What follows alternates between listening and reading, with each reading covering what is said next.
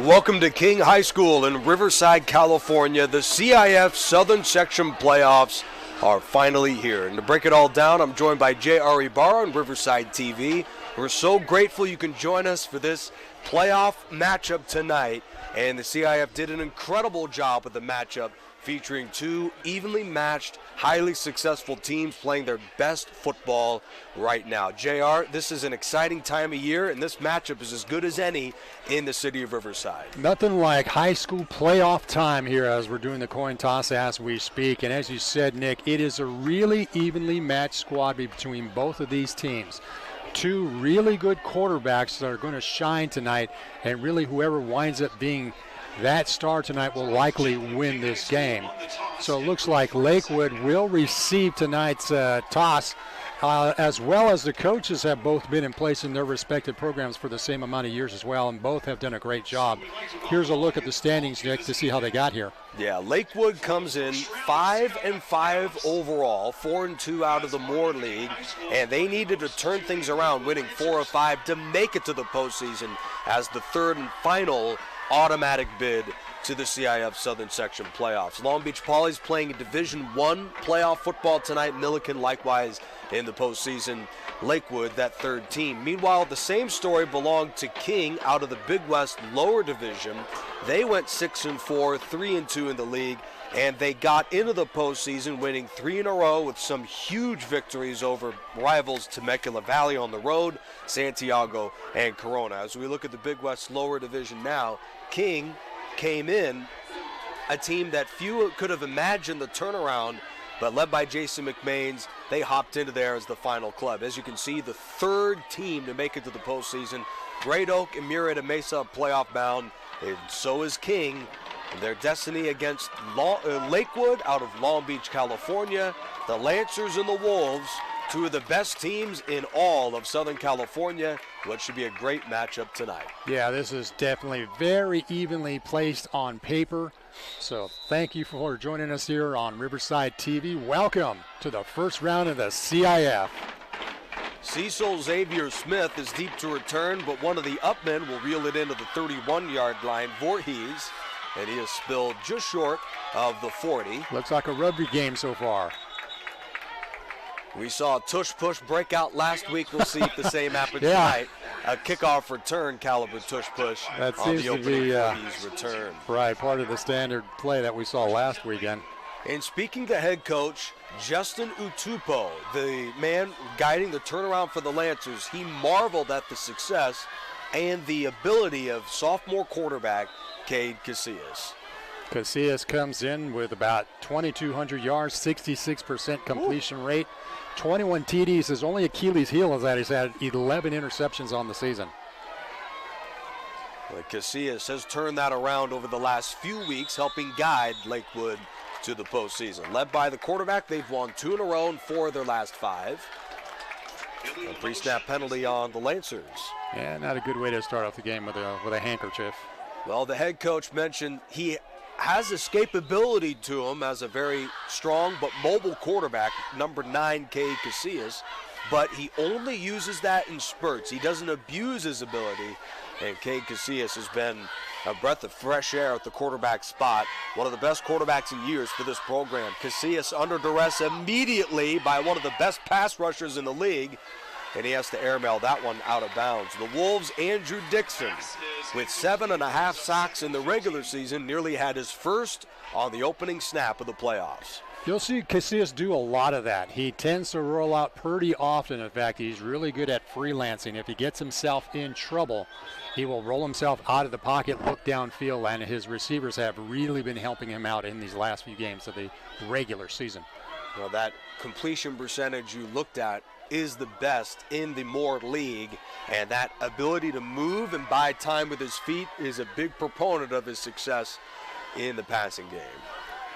After that incompletion, Casillas and the Lancers face 2nd and 15.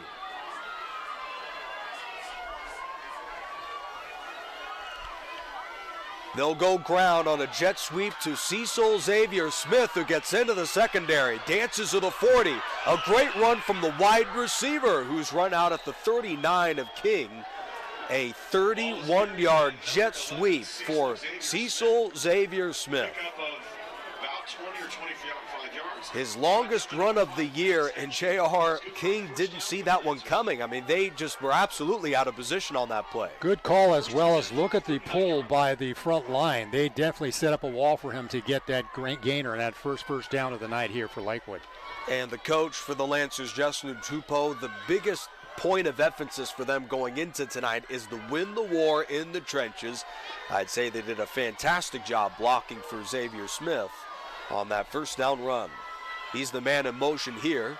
Casillas guns it over the middle. Oh, man. He missed the wide open tight end, Caleb Tafua, the highly touted sophomore, 6'4", 215 pounds. It's not easy to miss him, but the quarterback did. Incomplete. Man, I tell you what, Tafua was wide open. If that ball had been placed just a little bit lower, it was nothing but green and a very likely 6 points on the scoreboard. Schools out of the current Pac-12 are loving the ability of this kid, getting offers from USC and the University of Utah. Tafua this year, 31 grabs, 470 yards and 7 touchdowns. A dominant campaign for sophomore Caleb Tafua. He's lined up as one of the receiving threats out there on a 2nd and 10 at the King 39. Casillas fakes and drops it off on a screen to JT Dakoud, who takes a tumble to the King 34-yard line, a gain of 5. Nice pickup by Dakoud on the little jump off there. Taking a second look at this one, setting him in motion, and just like that, Casillas dumps it right off just behind the line of scrimmage. He'll pick up 5 on the gainer. Cade Casillas, quarterback of this program, was the backup last year and joined the 2023 campaign not as the listed starter. There was a quarterback competition between him and a guy that transferred in, Valentino Sainz Castruita, but he won the job early in the regular season, and the team hasn't looked back since. Here is the quarterback on the run. A flag is down as he moves the chains. This may be a hold to wipe out the long run from Casillas to the Wolves 15. That's the other thing about Casillas. He's definitely able to run that football. He has over 334 yards as you'll see him looking downfield, looking for somebody to toss to. And it looks like, unfortunately, that great gainer is going to be called back here on another penalty. Yeah, well, it's incredible to think that the guy comes into the 2023 year with the guy who transferred in. So I'm sure Valentino thought he would be in the front running for the starting job, but Casillas held his own and become the #1 QB. We'll talk about the other quarterback on the field tonight a little later, but, I mean, both have a sense of moxie and confidence, and you could see it in how they have emerged as the starters. And again, this kid's only a sophomore, so he's going to be with this program for 3 more years, and as he develops, man, he's going to be even more dangerous as the seasons progress. One of the best quarterbacks they've had in a while. He drops it off on the run to Sean Lane. And the senior couldn't get by the first defender. That holding penalty was very costly. 4th and 10 coming up. Brought down by number 6, Kaleo Bratton. Was able to pick up about 5 or 6 yards on the play, but it's still 4th. Going to be well shy of the first down, but I don't see any punting crew here, so it looks like just like that. Hey, you're in playoff football, man. It's time to go for it. Yeah, licking his chops. JR is anxious. The opening 4th down attempt of the playoffs. JR, and it comes with less than 3 minutes gone by on the game's opening drive. 4 receivers in for Casillas, and he is going to go for it on 4th and 10. A gutsy decision by Justin Utupo, and it does not pay off. He gets decked at the 45-yard line by junior Andrew Dixon. A turnover on down. That's going to be the key for the night for the King Wolves. If they can contain Casillas like they did here, especially the secondary, he had absolutely nobody to throw it to and then just gets swallowed up for the sack. This King defense, as good as anybody in the Inland Empire at rushing the passer, led by Dixon, who now has 8.5 sacks this year. Sam Green, the star senior, with 8.5 sacks himself. And an overall defensive front that is highly disruptive. In fact, they'll give it to the aforementioned Blake Bowen to begin the game. And he is taken down to the 46-yard line. The other quarterback, or go ahead. No, go ahead, Nick. Well, the other quarterback on in display tonight is Joshua Harper, a spot duty player last year as a reserve. And like the quarterback of Lakewood, his opportunity to be a starter was anything but assured for not 1 but 2 years with the program. But he stuck with the team and slowly but surely emerged as the #1 guy. And he's had an outstanding year as the league's leader in passing yards and passing touchdowns. On 2nd and 9, he'll fake the handoff. And there is Blake Bowen, the electric veteran receiver, who slips a tackle, and there goes Bowen to the 40. Very nice. Knocked out by Lane, first down King. A pickup of 14. Yeah, Bowen is such a double threat, either as a running back or from his wide receiver position. Picks up the first down of the night here for the Wolves. Regardless, it's 1st and 10 from the 39-yard line. So taking a second look at this one. Look at the strength on Bowen to elude 1, 2, 3, 4. Just like that, man. Nicely done. 1st and 10. Ball at the 39-yard line of Lakewood. Brian Robinson, who notches his first start of the season, gets swarmed at the 39-yard line. The Lancers, they nicknamed that defense the Red Swarm. 21 takeaways this year, and they rallied to the football. We saw that on that Robinson run. I mean, King has their hands full against this caliber defense. Yeah, this defense, as you mentioned, Nick, 21 forced turnovers throughout the season. So this team is hungry. They fly to the football. And there's no better defender on that roster than number 6, Tyree McGowan. He ranked 7th in all of California in tackles last year and is the league's leader in tackles yet again. Number 6, one of the 2 linebackers out of the defense's nickel. A play fake to Robinson. That one is dropped. It may have been a lateral here, and only one guy is heads up to recover it. That's right on the line, man. I'd love to see that one again. E.J. Balanzar scooped it up. Officials are talking this one over. Tonight's officiating crew, led by Rich Wilson, Robert Sanchez, Mike Weir, oh my Frank goodness, Ramirez, look at that. and Paul Snyder. That looked like a backward pass to me, too. That was a backward pass. I think they whistled the play dead so quickly, that kind of neutralized the rally there. King dodges a bullet on that one. 3rd down and 9 yards to go in the middle of the first quarter of a scoreless playoff game, and he is taken down for a sack. It took only 4 plays. Tyree McGowan in for the sack. I mean, incredible defense. And, for King, if they can't protect the quarterback, it may be a long night for Joshua Harper. Yeah, boy, I tell you, both of these defensive squads have really stepped up, matching sack for sack against respective teams here. 2.5 sacks for Tyree McGowan this year, is being recruited by Portland State, UC Davis, and Weber State, among others. An outstanding linebacker and the leader of that defense. A stop in the play. We may have a timeout on the field with 6:47 left in the first quarter. I love that electronic down marker. I don't think we've seen that all season. Right. Look at that. We're getting fancy here in playoff time. I think they got a little, they saw on Riverside TV, too often we'd see guys stuck on the down or 2 downs previous. Yeah, we'll call a game, they'll say it's 1st down when it's 3rd or 4th. There you see head coach Jason McMains, as we mentioned, took over in 2021. He's a Riverside kind of guy. He attended Rubidoux High School, went on to play football at RCC, and is also a graduate of California Baptist University. So he's a homer. No, sure is. Also, as a player and coach at Riverside Christian and Citrus Hill. So he's been around the city of Riverside. And in speaking to him before the game, he felt very confident about not just the experience they had from last year's playoff run, but the guys they bring in for 2023's postseason. Brian Robinson, their lead running back, and some of the lead offensive linemen for them had been out for big portions of the year, but are healthy for this playoff game. King had 1 first down and was forced to punt. Atutagua sends one towards the sideline.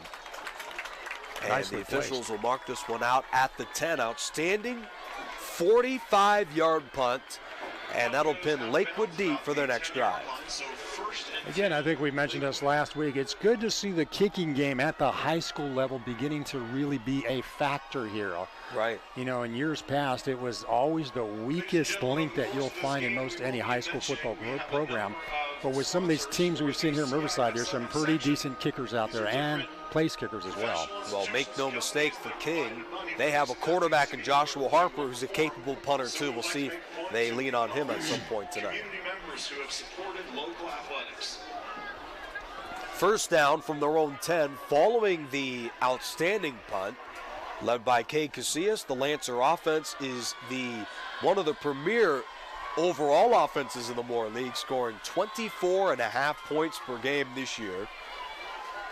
And they have scored 41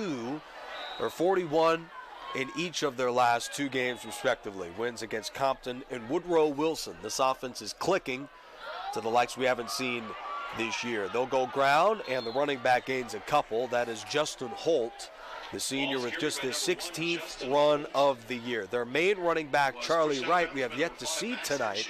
We'll see if they lean on him on this drive. Pretty good pickup by Holt. Almost seems like the Lancers want to begin to establish that running game before they turn Casillas loose to throw that football. Yeah, that seems to be a common theme early in this one. Lakewood, a much more balanced team this go-around, and they feel the running game is going to be critical for them in the postseason if they want to win. Casillas, just a bit over the outstretched arms of J.T. DeCoud, incomplete. One thing about Lakewood, the strength of teams they played in pre-league was pretty significant. I mean, they started off their season over here against Orange Vista. They lost by only 7 points, and Orange Vista being a team that went 5-0 in league, 7-3 overall, and they're in the first round of the CIF playoffs as well. Yeah, they're playing Division 5. We'll give you updates on their playoff game, everything in Riverside and beyond throughout tonight. We'll also keep tabs on that Division 1 playoff game right across the road in Centennial as the Huskies play the Orange Lutheran Lancers out of the Trinity League to begin the playoffs. That's a Division 1 football game in Corona. 3rd and 6. Casillas with a 5-man rush this time. Under duress, here is the escapability of this man, Cade Casillas. He fires downfield, and he broke through at the last moment. Xavier Smith with the first down grab. That's just what we've seen out of Casillas. If you've watched any game film on him, that he will find a way to break loose out of the pocket, and his receivers really help him out by finding a way of breaking off their pattern. Taking another look at this one. This guy is a nightmare to cover, Cade Casillas. I mean, my goodness, that was at least 6 seconds to throw the ball, and he delivers the beauty, a gain of 27. Jet sweep. And this time they were all over the run, a loss of 5 from Andrew Dixon. Sean Lane gets the call, just his 4th carry of the year, and that goes backwards. Lakewood comes into the game averaging, as an offense, 7.5 yards per carry as a team this season, much less than that against the front 7 of Andrew Dixon, Aaron Porcher, and others up front. An outstanding front line for the King Wolves. In fact, the Wolves are ranked 2nd in the Big West lower division in scoring defense, allowing just 19 points per game this season. They'll keep it on the ground with the tailback, Justin Holt. The ball came out, but the officials say down on the pickup of 3. Looks like it'll get back to the original line of scrimmage. 41-yard line. Brings up 3rd and 10. Yeah, 3rd and 10 coming up for Lakewood. Their last 3rd down was a big play from the offense, but a holding penalty wiped them out, and they were forced to punt. Lancers are 1 for 2 on 3rd down in this first quarter. They need the King 49-yard line to convert this. Porter coming out of the game defensively here for the Kings, while Dana Burke comes in defensively. Looks like they are mixed up on all sorts. So timeout taken by the Lancers here. Ladies and gentlemen, Summit nice chess game we got going on here. Yeah, absolutely. You can see both coaches really trying to feel each other out defensively, and so far it's been somewhat of a chess match. Well, we came into the Open knowing that these quarterbacks are outstanding. I mean, the league leaders for both schools in completions, touchdowns, just incredible quarterbacks on display tonight. But it's interesting to see the defensive game plan early. Both quarterbacks look uncomfortable due to the pass rush. Yeah, that's probably one of the keys tonight for both defensive squads is if they can hurry up either one of their opponents, that could be one of the key elements in controlling this football game. King already having sacked Cade Casillas once tonight. On our coach's perspective, the other guy, Justin Utupo, longest tenured Lancer head coach, and Thad McNeil, who he played with as coach from 2006 to 2010. Utupo returns to his alma mater to guide Lakewood to their second straight postseason berth. Casillas under duress. Chased by Quiros, throws across the field. Bad idea. Intercepted to the 40-yard line by Robert George. To the 20, to the 15, and he goes down. Again, that has been the Achilles heel for Casillas coming into tonight's contest with 11 interceptions. Just threw up number 12 for the 23 campaign. And Robert George with his second. It's tripped up by number 5, Sean Lane. Cade Casillas, we knew, a dynamic escapability quarterback. The plays with his feet will put you on SportsCenter every week, but that was a case of a quarterback trying to make a little too much happen, and he pays a huge price on the George interception. Robinson was caught in drops by both J.J. Cruz both E.J. Balazar and Tyree McGowan. Taking a second look at this one, Nick, you'll see him getting pushed out of the pocket. Throwing it cross like that is just ill-advised. And credit Robert George with a cool run back as well. Right, yeah, his second interception of the year and a big one for King, whose offense sputtered to 4 plays and a punt on their last drive. When there are 4 left in the first quarter of a defensive battle, they're in position for the game's first points. Another inside run to Brian Robinson, who stacked up at the 8-yard line. Khalib Verduzco makes the stop, his 75th tackle of the season. Golden opportunity here for the Wolves. Looks like Andrew Dixon will come to the sidelines here. Right, and if they are to pick up the first down, they may need to throw it with Joshua Harper. Riker Galvin, Xavier Juarez, and one of the most dynamic athletes in the Inland Empire, Blake Bowen, are the 3 receivers in on 3rd and 6. They'll fake it to Robinson. A check down to Green. He slips 1 tackle but couldn't get by the second. Marshawn Drummond makes the stop. Off of the George pick, the offense goes 3 and out. Their kicker, Lucas Akutagawa, is 4 for 9 on field goals this year. We'll see if they lean on him, but it looks like they'll keep the offense out there to go for it. Yeah, why not? You're this close within the red zone. They get it down to about the 3.5, they can get a new fresh set of downs. A gutsy decision. Lakewood missed the 4th and 10. King's going to go for it, or at least keep the offense out, and indeed they will. Flag is down. Oh, motion. Wow. A false start on King. Illegal procedure against King. Now the kicking crew comes out. Yeah, that's not a bad idea. 12-yard line, 4th and 10. As mentioned, King certainly has left points on the board with their field goal unit this year, going 4 for 9. And the kickers also missed 4 PATs, a total of 9 missed kicks. Lucas Akutagwa, the sophomore kicker and punter 2 on the field for this field goal attempt. A 29-yard try out of the hold of junior Noah Quensa to give King the late first quarter lead.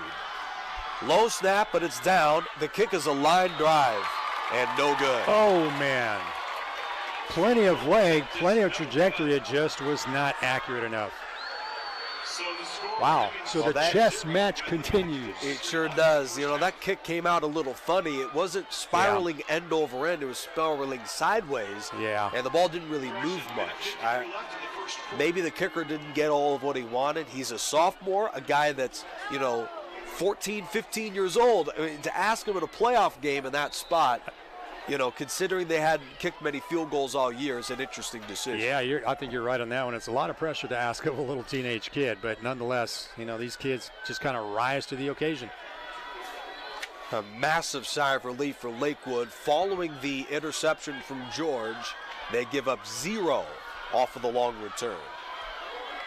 Another run to the inside for Holt, who has been their bell cow tonight. And the senior is stuffed inside once more by Andrew Dixon. Brought down by number 66, Mark Miranda. Pick up of 1 yard on the play, brings up 2nd and 9.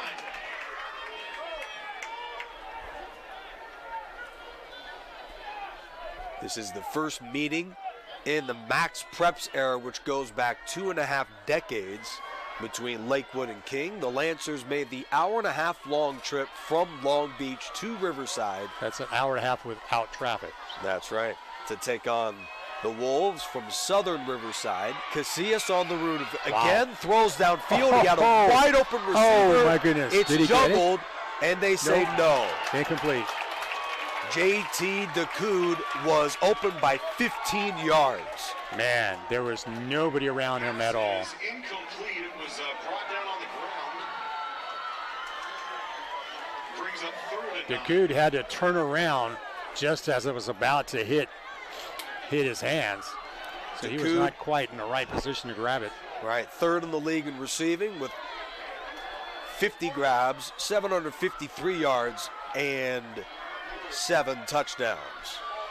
So he is a home run threat every time he's targeted. Casillas throwing on the run. He was open for about 3 seconds, flashing in the middle of the field, but Casillas drifting outside, struggled to get his feet and throw an accurate ball. If that was led a little bit better to DeCoud, he's walking into the end zone right now.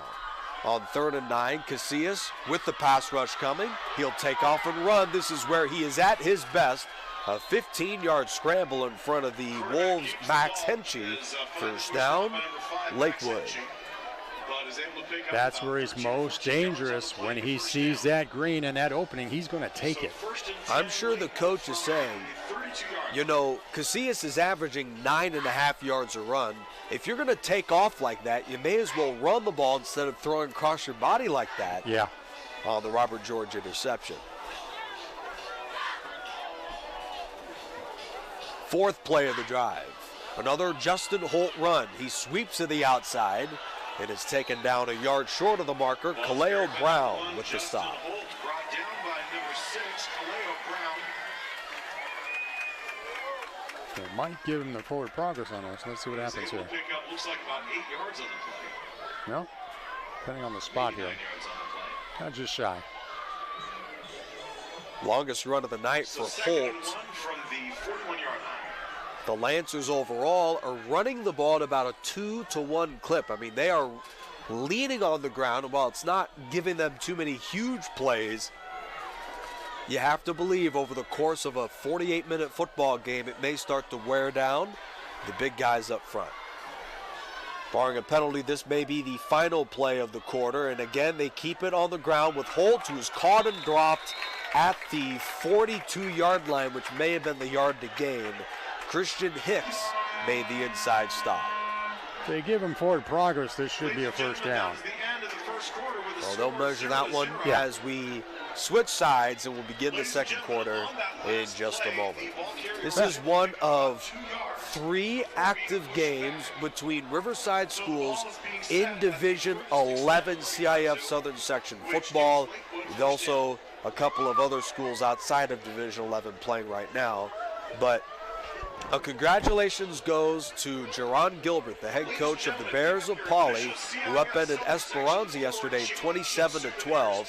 And if Patriot is able to beat Los Altos tonight, he would get a chance to play the team he coached for to begin his coaching run, as the Bears have shocked the world, winning 4 in a row. And conceivably, that game could be played here.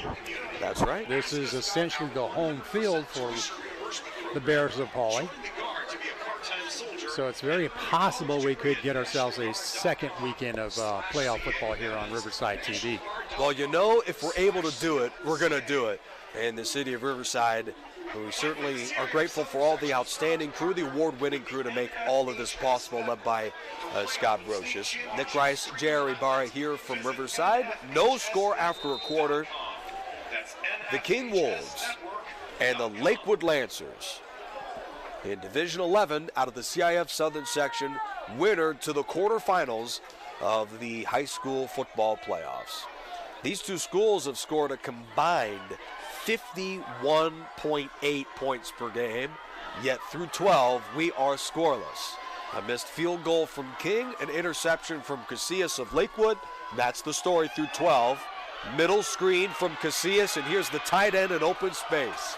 A gain of 14 to Caleb Tafua. First down, Lakewood.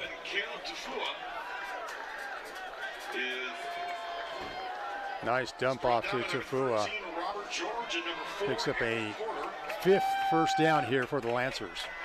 And I got to say, this is a brilliant play call from head coach Justin Utupo to get the 6'4" tight end involved in open space. Here he is on a middle screen. Love the way he delayed. Definitely drew the defensive team off just a bit. A first down at the King 43-yard line. Holt is buried backwards. They'll mark him down to the line of scrimmage. Kaleo Brown has been very involved defensively in run support. Already 4 tackles for him. The junior with 57 on the year. There was a gain of nothing on the play.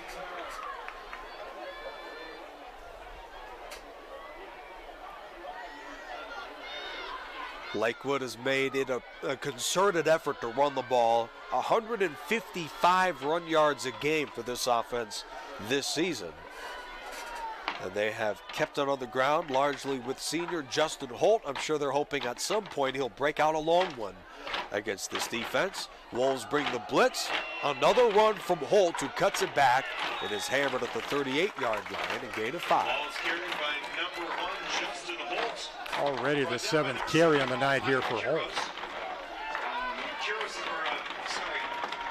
Holt is able to pick up 5 yards on the play, so 3rd and 5. Important 3rd down conversion attempt here for the Lancers. It's really been a war of attrition tonight. You can see the hands on the hips for defenders. I mean, it has been a battle of field position tonight. Already a couple of punts, a couple failed 4th downs. I mean, it's been a defensive battle. Winner to the quarterfinals, and another sack from Kaleo Brown headlines an outstanding first half from the Wolves defense. A loss of 9. Wow, that's just amazing. Just when the defense needed to step up, they're able to put that pressure on Casillas and bring him down. Casillas still out there. I don't know if they want to make another attempt at this. And they're still right at about midfield. This is the sort of pressure Casillas has not really faced in any game all season. I mean, he's already been sacked 3 times tonight. Offense out there on a 4th and 15. A flag is down. Looks like we have offsides against the Wolves. That makes 4th and 10, and I'm sure Justin Utupo, the coach, is a little bit more encouraged about going for it on 4th and 10. Yeah, especially when you have it sitting right at about the 43, 44-yard line. Yeah, this is the game plan they've had for quite a bit of the season. The Lancers have only punted the ball 9 times, so 4th down is their go-to down this year, like a Brandon Staley. 4th down is like a 3rd down for this offense. 4th and 10, King lines up in a soft nickel defense this time to face the 4-receiver package of Lakewood. Under 9 to go in a scoreless first half. Indeed, they're going to go for it. Against the blitz, Casillas is taken down.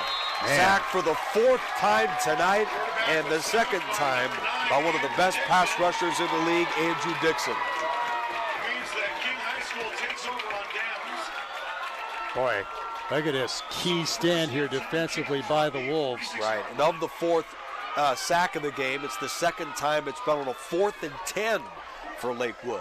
Andrew Dixon making that key stop here for Martin Luther King. And the story early was they better protect, if King wants to win the game, they better protect Joshua Harper.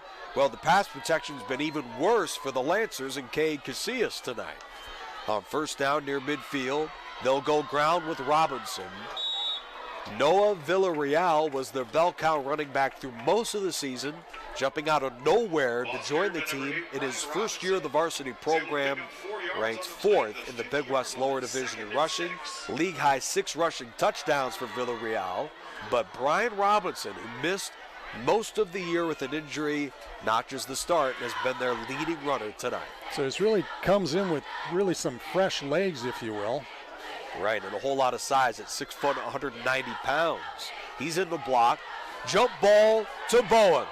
A little behind his intended target. Good coverage from sophomore Avon DePoe. Yeah, very good defensive play here by the Lancers. Blake Bowen, number 18, an incredible athlete, is not just a prime sophomore football player for King, but also an Oregon State commit in baseball. Also played for the America's youth team.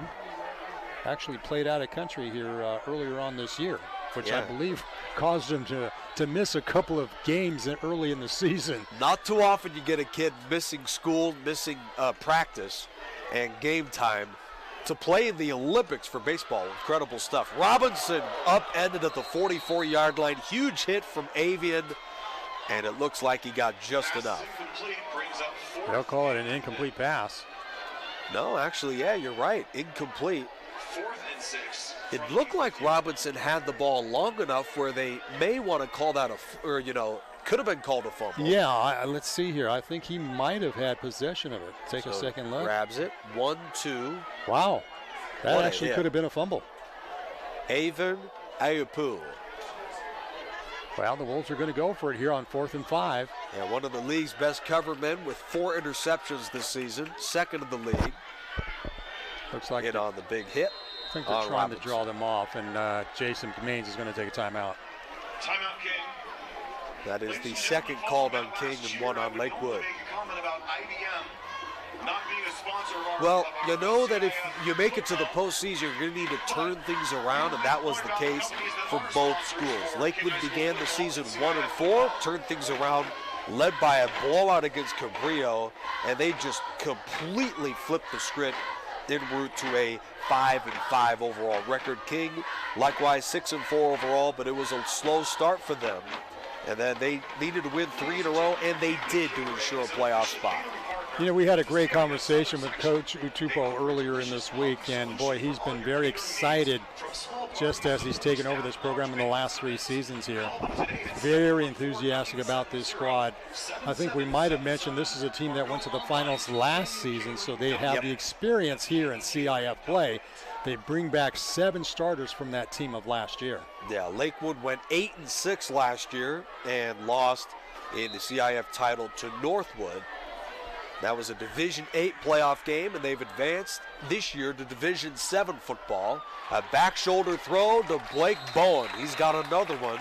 That converts 4th down and 5 on a pickup of 8. Looks like he got it. He's able to pick up about 8 yards. Yeah, nice. Correction, pass was caught by number 18, Blake Bowen. Second reception on the night for Bowen. You know, Blake Bowen, already 1,100 career receiving yards and 14 career receiving touchdowns, over 20 total.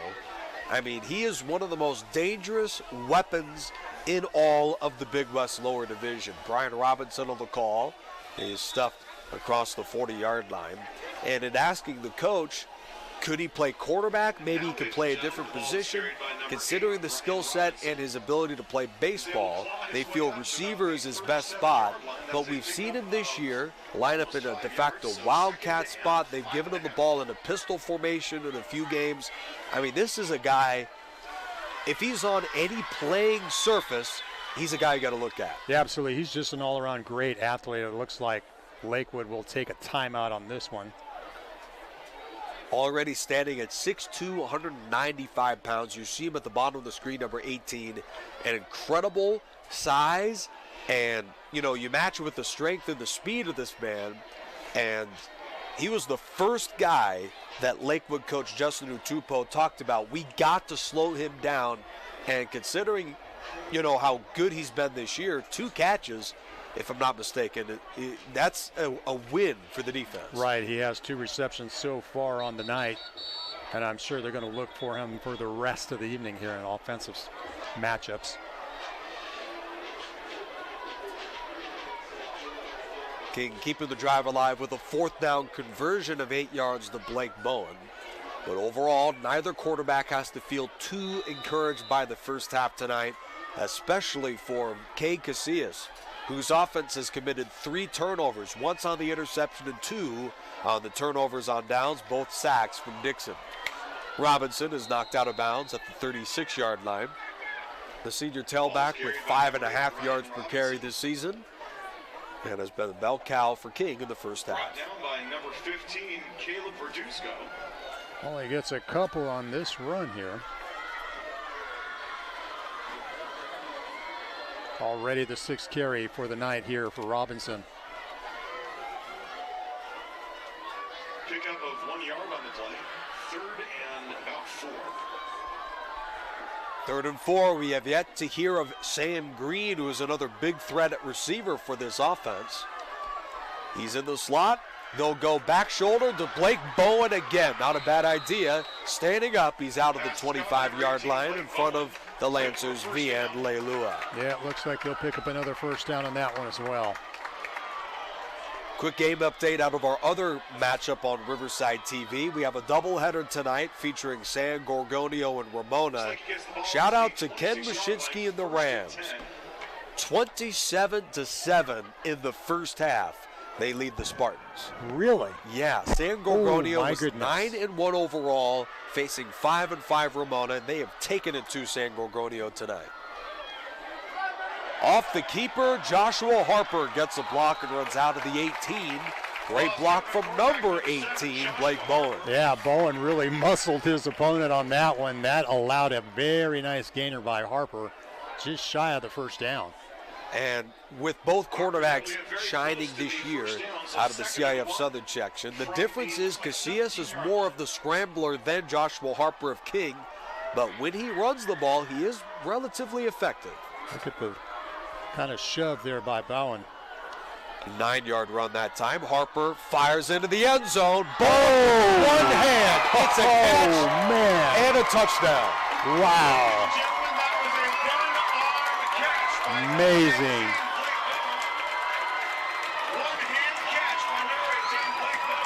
That's just the kind of player that Blake Bowen is. We knew that he's a superstar athlete, but we didn't know he had the hands of an Odell Beckham. What a catch, and he is fired up on the sideline. First points of the ball game, and boy, that can really spark a team here as we close in on halftime. And here's the extra point. It is good. Lucas Adergagua, it's 7-0. Wolves with 6:04 left in the first half. Boy, credit the throw to Harper as well. He laid it right in there. Look, this is a Division I throw and a Division I catch. Checks off to his right, lays it up, and just one-handed by Bowen for the grab and the touchdown. We have been talking about Blake Bowen not being involved as much in the offense through the first half. A win for the Lakewood defense. But here we are. Finally, they're just force-feeding this guy. Not a bad idea. That's definitely a momentum boost here for the Wolves of King. Blake Bowen, as mentioned, coming in 3rd in the league in receiving this year. Already an outstanding career for Bowen. And there is a playoff touchdown for the sophomore Blake Bowen, a future Beaver of Oregon State in baseball. He may just join the football team as well. After a catch like that, I would imagine there might be a scholarship in the waiting. Right. Xavier Smith from the 15-yard line. Here's the junior return man with the block to the 25. And he is spun down just across the 30. We'll see where they mark this. It appears forward progress will put him down to the 32. Cade Casillas and the Lakewood offense, they've had 5 drives tonight. An interception and 2 4th and 10 sacks have been their drives. I mean, this has been a nightmare half for one of the best offenses in the league. That's exactly what the Wolves needed to do defensively, was to key in on Casillas here. And they've done a great job. Casillas coming in, one of the league's premier passers with over 2,000 yards and over 20 total touchdowns. Looks like the star King defender Kaleo Brown's going to have to leave the field.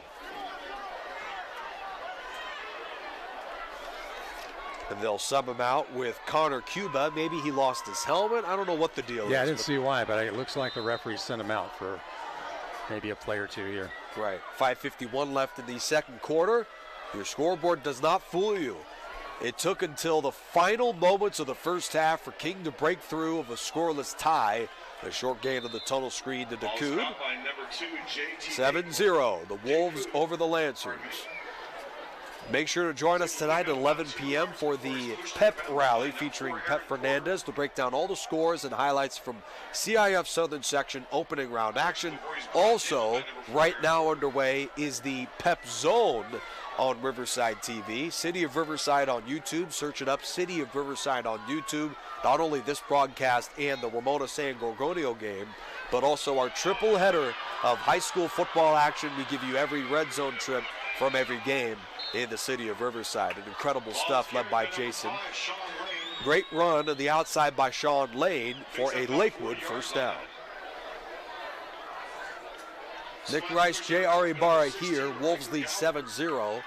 Both offenses sputtered in the first half. We saw the 2 fourth down turnovers from Casillas and company, the missed field goal from Lucas Atugagawa of King, before the Wolves finally put together a scoring drive capped by Blake Bowen. Tipped and nearly picked off the first down pass from Casillas. I'm still kind of shaking my head on that Ramona score. Absolutely. But we got to say we're not surprised. Yeah. When you get Ken Mashinsky in playoff time, things just run a whole lot differently. Now, this broadcast says Ramona leads 28-7 in the middle of the first quarter. Now, that has to be a typo. It must be the second quarter of that game. But either way, for Ramona to be up like that against a very good football team in San Gorgonio, a statement. And one of the guys that I have a whole lot of faith in. I think no, discredit to anybody in the City of Riverside. I think Ken Mashinsky is the best coach in the area. Under duress again. Casillas has been pressured all night, sacked 4 times and nearly a 5th as he throws that one away. The pressure from Christian Hicks and a host of Wolves defenders. Man, Christian Hicks, he's your senior 6'1", 210 pounds, was really on the tail of Casillas. Casillas trying to plead his case on about something here to the referees. So it's ruled an incomplete pass. Now that's been the story all night, and it is a rarity for Cade Casillas. Now, they know he is a dangerous quarterback on the run, but it's hard to make plays when the defense is in the backfield as quickly as they've been. A huge ovation belongs to that front line led by Andrew Dixon, Ivan Quiros, Mark Miranda, Jake Blinko, and the many great guys on that front line. That pass is yet again tipped and intercepted by Kaleo Brown. Second interception thrown from Cade Casillas tonight. Wow, once again the pressure by that front line was kind of the difference maker. That ball was tipped and right into the hands of Brown.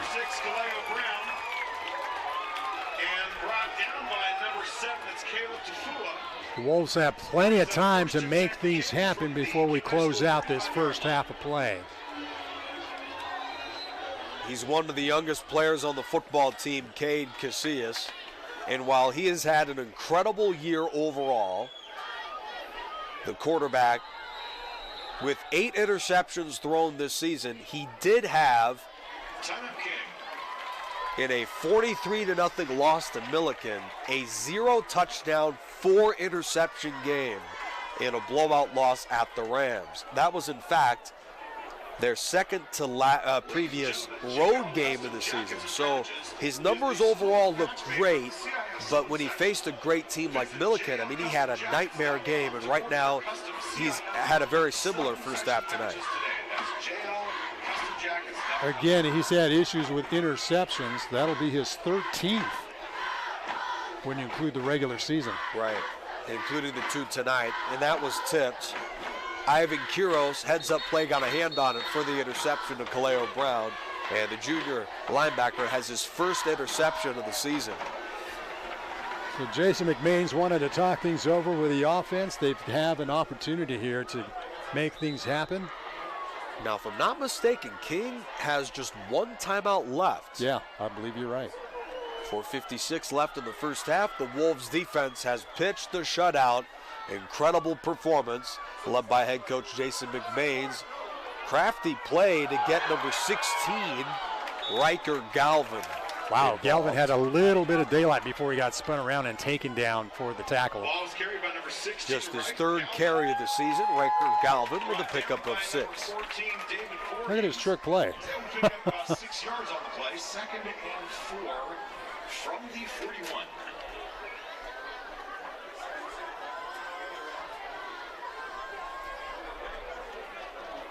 King capped off its last lengthy drive with a beautiful touchdown grab of 17 yards from Blake Bowen on the throw from Joshua Harper. And they've got the ball back with 4:11 left in the first half. Off the play fake, Harper had his jersey tugged, but it doesn't matter. A 6-yard run knocked down by Ferduzco. First down, King Wolves. Nicely done by Harper. Quarterback heat, number 7, Joshua Harper. That reminds me of the Super Bowl for Eli Manning when he threw that one to David Tyree. Everyone was pulling him by the jersey, but he figures out a way to get out of the pocket, and he picks up the first down. Gets here he himself is. out of trouble. Oh, just tugged and tugged. They could not slow him down enough for the whistle. 3rd play of the drive, first down. The Wolves have controlled the clock. A much better time of possession for the Wolves in the second quarter of this one. They'll fake it to Villarreal. First grab of the game for senior Sam Green. He is upended at the Lakewood 44-yard line. By the way, 9-yard gain for Green. That is, not only is Lakewood, or rather King, moving the ball well, but I believe they've only been flagged twice tonight. That is correct. They only have 2 flags. This is an maybe the best football we've seen them play all year. 9-yard gainer here, just shy of the first down. The senior Green is 37th grab of the season, but the first tonight. A first down run of 4 to the inside from Noah Villarreal. In the regular season, he had 121 carries for 448 yards and a league-high 6 touchdowns. He was their bell cow, but Brian Robinson was slotted to be the first back all year. He was the first in his first game healthy, the postseason against Lakewood. But Villarreal had been a workhorse all season. He's earned an opportunity to suit up and play tonight. And his first carry is a first down. He'll flank the quarterback here at the 41 of Lakewood. Villarreal on the block. Over the middle, Harper incomplete to Galvin. Tipped away by Veen Leilua, his 3rd deflection of the season. Stops the clock at nearly 2.5 remaining here in the first half.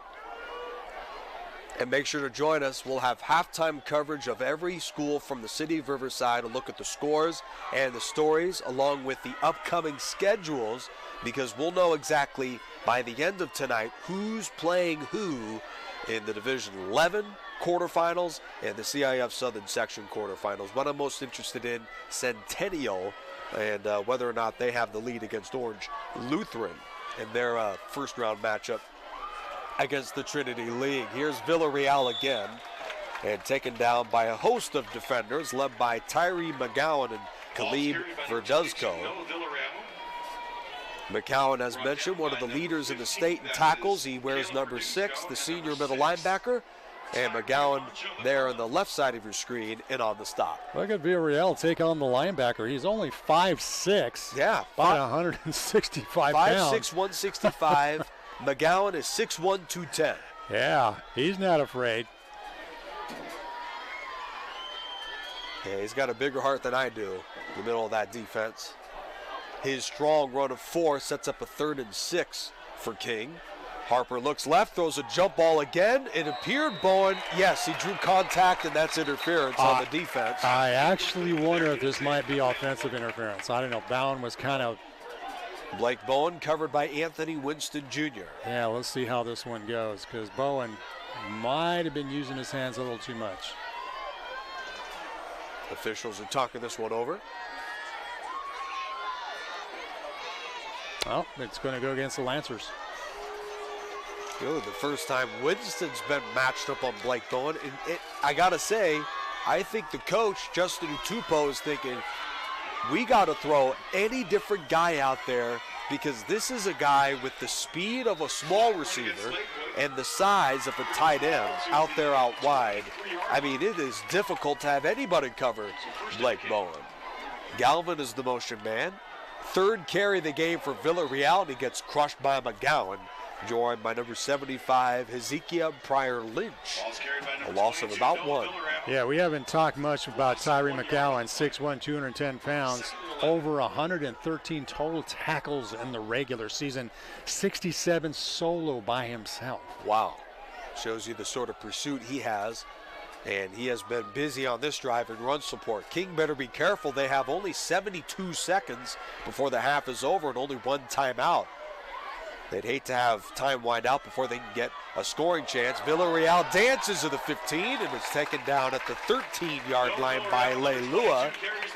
A shifty runner, and Villarreal picks up 8. Great move by Villarreal. Let's take another look at this one, how you lose that one potential tackler right there. Just moved slightly to his left and able to get that extra yardage. And finally, with 42 seconds left in the half, King burns a timeout. I'd say they may have been better off calling one earlier, but they get a chance to talk this one over. The Wolves are out of timeouts with 42 seconds left in the half. Well, it's not a bad idea. You're right in the red zone here. 42 seconds remaining as you see Lakewood gathering around Coach Utupo, trying to come up with a strategy here defensively and hopefully hold off the King Wolves from putting anything on the scoreboard before we headed into the locker room. Well, you can never say never in high school football, regular or postseason, so no lead is safe. Not in playoff time. With 2:56 left in the half, Ramona leads San Gorgonio 35-7. Wow, that is such a shocker.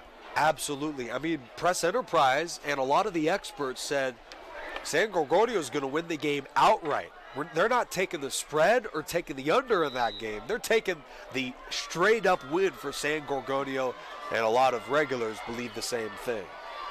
Harper on a 3-step drop. Villarreal with the catch, and he is shoved out of bounds. If he had about a foot more of sideline, that's a score. Caleb Verduzco saved the touchdown. Great catch by Villarreal. Pushed out of bounds by number 15, Caleb Verduzco. So brings up 1st and 10 from the Wolves are 6 yards away from a touchdown on each of their last 2 drives, and this drive was sparked by the Kaleo Brown interception on a tip drill from Quiros. 38 seconds left in the half. Robinson out of the pistol. They'll fake it to him. A jump pass to a wide open tight end of the end zone. A touchdown for junior Kaleo Brown, who sparked the drive with the interception and ends the drive with a huge King touchdown. Nicely executed by the Wolves. Kaleo Brown was just virtually untouched.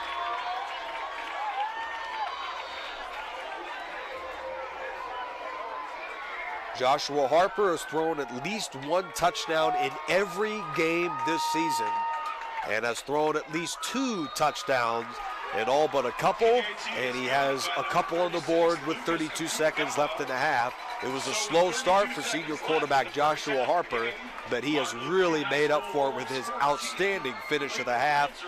Couldn't have asked for an easier throw, though, to Kaleo Brown. Look at Brown come off the line, and there's just nobody there to defend him. Yeah, there was a couple of guys open. Green was calling for the ball, too. So the stalemate has kind of been broken by these turnovers here defensively by the Wolves of King. They've taken full advantage of this and head into halftime with that 2-touchdown lead. Correction, Salesian Mustangs 20, Granite Hill Cougars 0. They're somewhere in the middle of the second quarter. Well, you heard the guy, the PA guy too. So Salesian leads Granite Hills 20-0 in the second quarter. If the Salesian Mustangs win that game, they will play King or Lakewood, obviously whoever wins this game, next week. So that is the upcoming schedule for them. The winner of this game plays either Salesian or Granite Hills. Salesian up 20-0. Yeah, Salesian's way in the Los Angeles area too, so that'd be a heck of a trip for the Wolves to take. Right. Even for Lakewood, about a 30-40 minute drive for them out of Long Beach. Outstanding return until the fumble forced by Connor Cuba. Wow. Recovered by Lakewood. Man, that could have been a complete disaster here for the Lancers, but fortunately for them, they were able to maintain possession of it. Looked like Cecil Xavier Smith recovered the fumble. With a couple timeouts and 23 seconds left in the half, Lakewood may feel compelled to go for some big plays here. They are capable of doing it. When you have somebody like Casillas, there's no reason why you can't give it a shot. Yeah, the guy's averaging over a first down a catch tonight, first down a throw.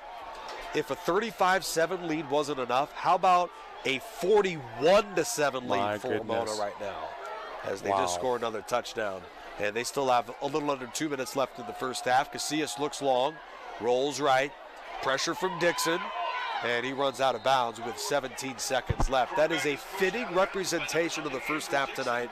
Casillas has been sacked 5 times, hit many more. I mean, you please show me a play tonight where he hasn't been immediately under pressure. Yeah, the pressure put on by the Wolves here defensively has been really the key element in this football game. And one of the guys at the forefront defensively, Andrew Dixon, and talking to Coach Jason McBaines, who on your team is getting looked at and offered by Division I programs, I'd say number 9, Andrew Dixon, is a guy you should look at. Every play, he is all over the backfield in the quarterback pressure. On the short throw, he gets by Green and picks up 9 on the completion to JT DeCoud. Clock continues to run. Lakewood calls a timeout. They may put more than 4 seconds back on the clock. It looked like they called a timeout with 7 seconds. Nevertheless, Lancers down to 1 play, trailing by 14 in this first half. Yeah, what do you do with this situation? You still have quite a bit of green ahead of you. I don't know if you want to chuck it downfield.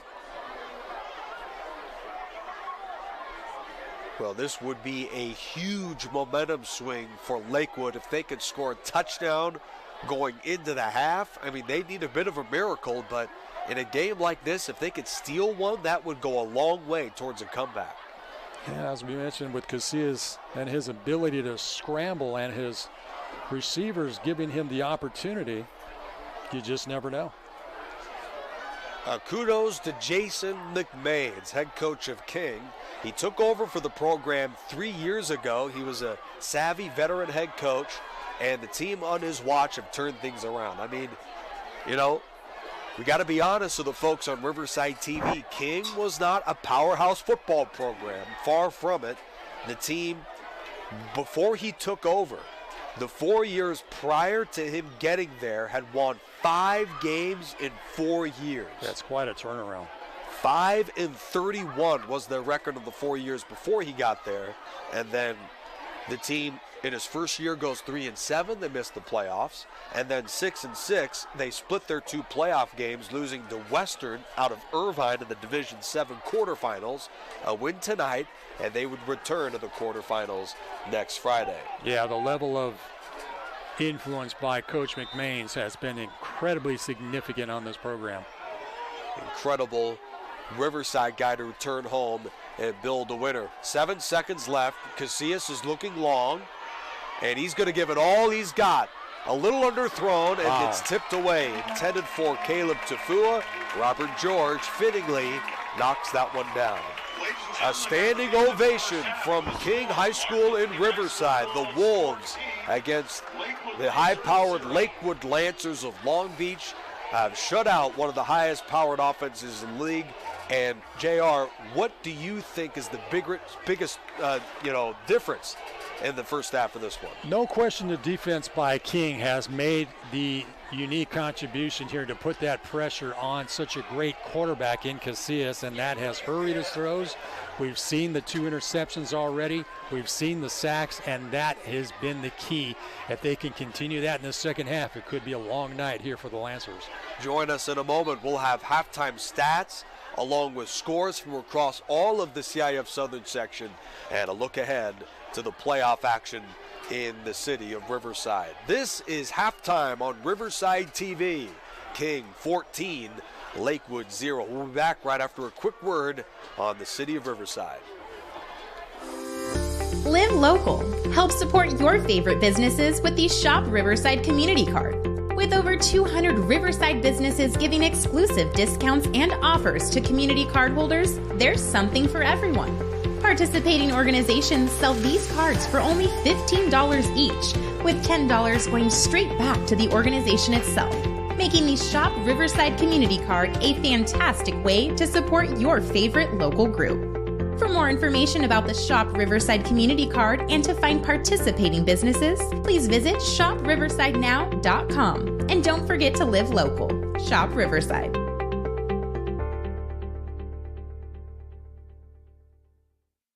California leads the nation in railroad trespass-related fatalities. In 2021, there were 243 trespass casualties in California. We can all help reduce trespass-related incidents even further if we never trespass on railroad property for any reason. That means no biking or walking near tracks. Railroad property is private property. The only safe place to cross train tracks is at a designated crossing. September is Rail Safety Month. Please do your part. And whenever you see tracks, always think train. Engine 1 AMR, respond with RPD for a traffic accident with injuries. In 1234 Main, cross of Columbia, 2 vehicles involved.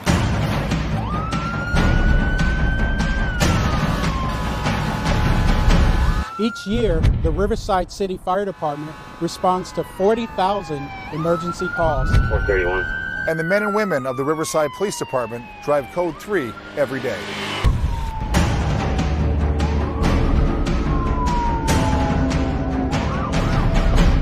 We need your help so you know what to do when you see emergency vehicles. Pull to the right. Pull to the right. Pull to the right.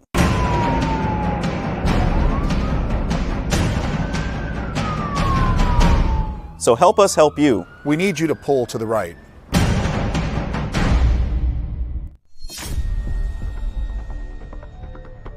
We are proud of the Riverside Police Department's tradition of integrity, service, and excellence. RPD officers are disciplined, well-trained professionals who always lean forward to make our community safer and more livable. We are always looking for mature, educated men and women who want to apply their courage and judgment to serve the people of Riverside. If that's who you are, we want to talk to you.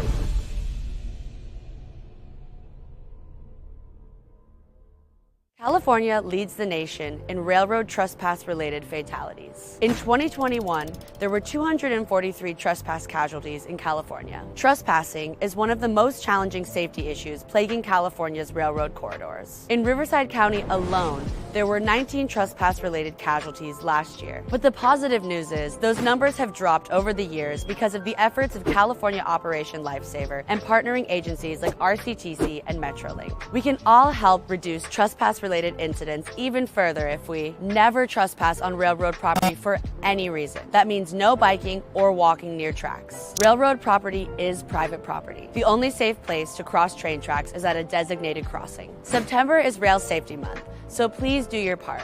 And whenever you see tracks, always think train. And stay off, stay away, stay safe.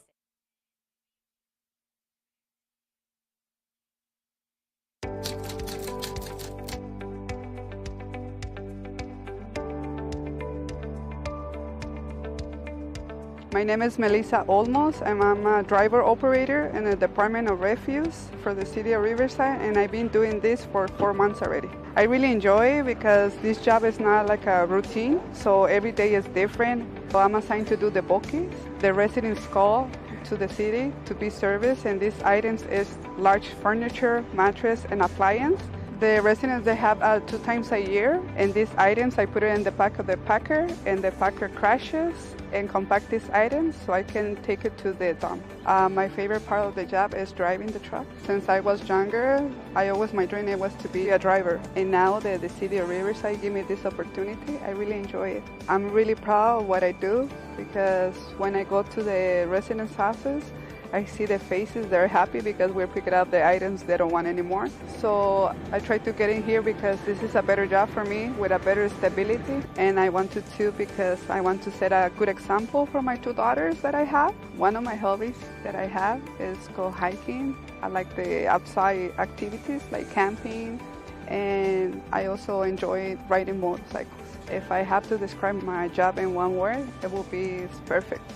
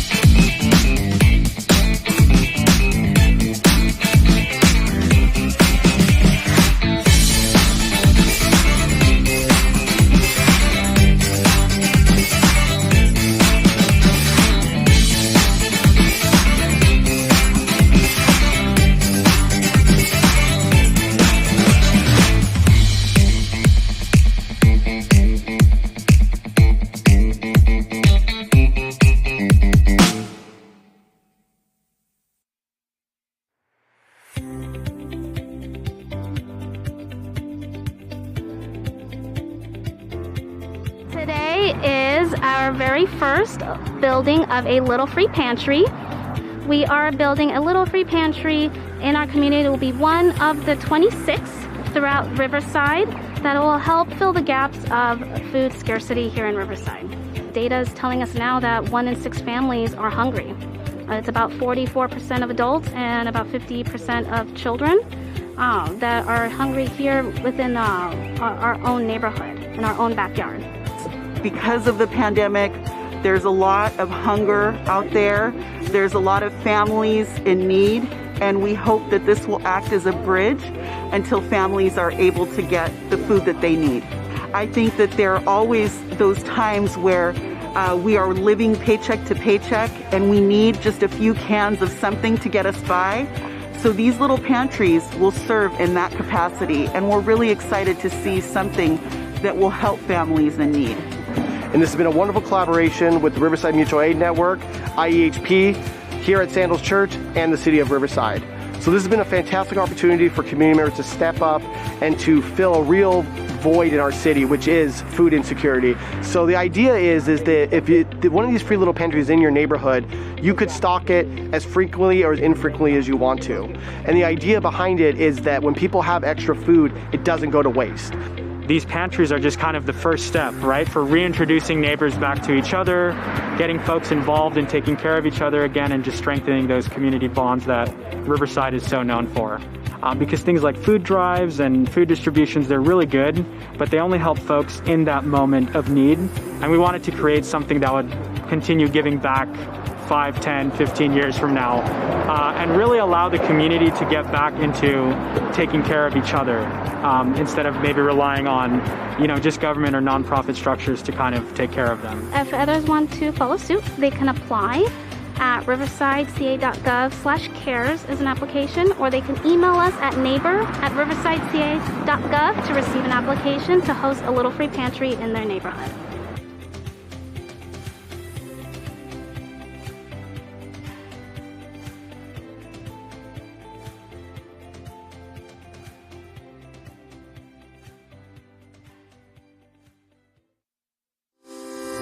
Live local. Help support your favorite businesses with the Shop Riverside Community Card. With over 200 Riverside businesses giving exclusive discounts and offers to community card holders, there's something for everyone.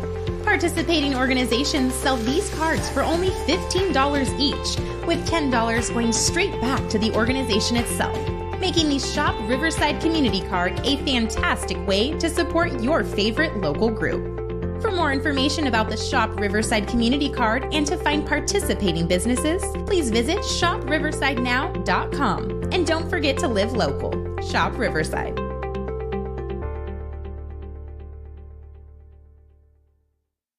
California leads the nation in railroad trespass-related fatalities. In 2021, there were 243 trespass casualties in California. We can all help reduce trespass-related incidents even further if we never trespass on railroad property for any reason.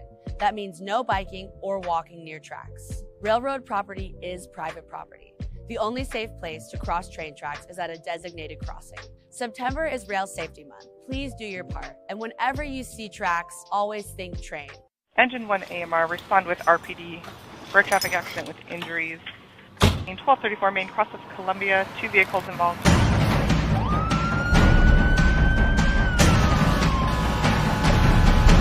Each year, the Riverside City Fire Department responds to 40,000 emergency calls. 431. And the men and women of the Riverside Police Department drive Code 3 every day.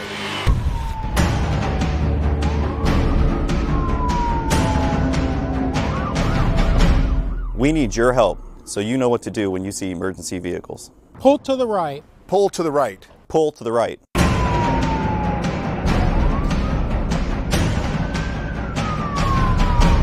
So help us help you. We need you to pull to the right.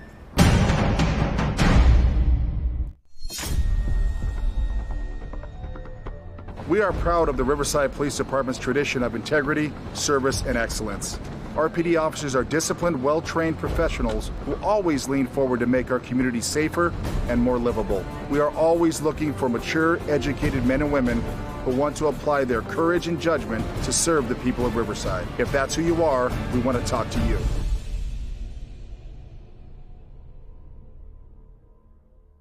California leads the nation in railroad trespass-related fatalities. In 2021, there were 243 trespass casualties in California. Trespassing is one of the most challenging safety issues plaguing California's railroad corridors. In Riverside County alone, there were 19 trespass-related casualties last year. But the positive news is those numbers have dropped over the years because of the efforts of California Operation Lifesaver and partnering agencies like RCTC and Metrolink. We can all help reduce trespass-related incidents even further if we never trespass on railroad property for any reason. That means no biking or walking near tracks. Railroad property is private property. The only safe place to cross train tracks is at a designated crossing. September is Rail Safety Month, so please do your part. And whenever you see tracks, always think train. And stay off, stay away, stay safe.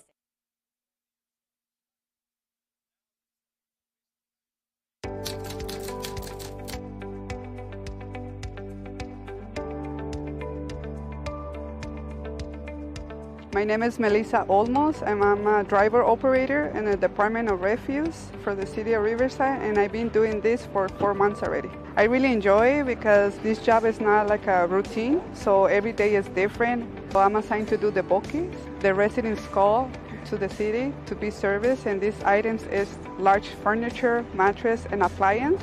The residents, they have 2 times a year, and these items, I put it in the back of the packer, and the packer crashes and compact these items so I can take it to the dump. My favorite part of the job is driving the truck. Since I was younger, my dream was to be a driver. And now that the City of Riverside gave me this opportunity, I really enjoy it. I'm really proud of what I do because when I go to the residents' houses, I see the faces, they're happy because we're picking up the items they don't want anymore.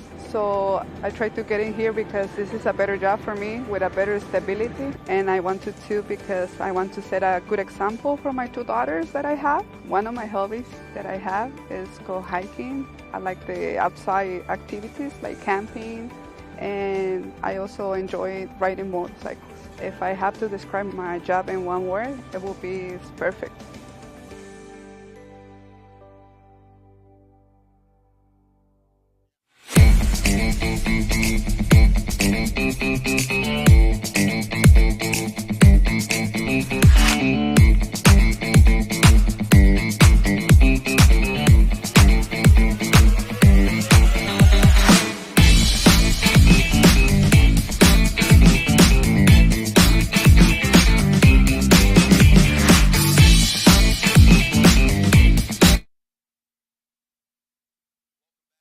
High school in Riverside. We've played 2 quarters of the opening round of the CIF Southern Section playoffs. The Wolves lead the Lancers 14-0. Before we check out the score and, of course, the stats and all the stories from this game, let me get you up to date on what's going on around the league. The big story of the first half in the city of Riverside is in our other broadcast on Riverside TV, led by Ken Mushinski, the Ramona Rams, who snuck into the postseason at 5-5 overall out of the River Valley League, finishing as an at-large club.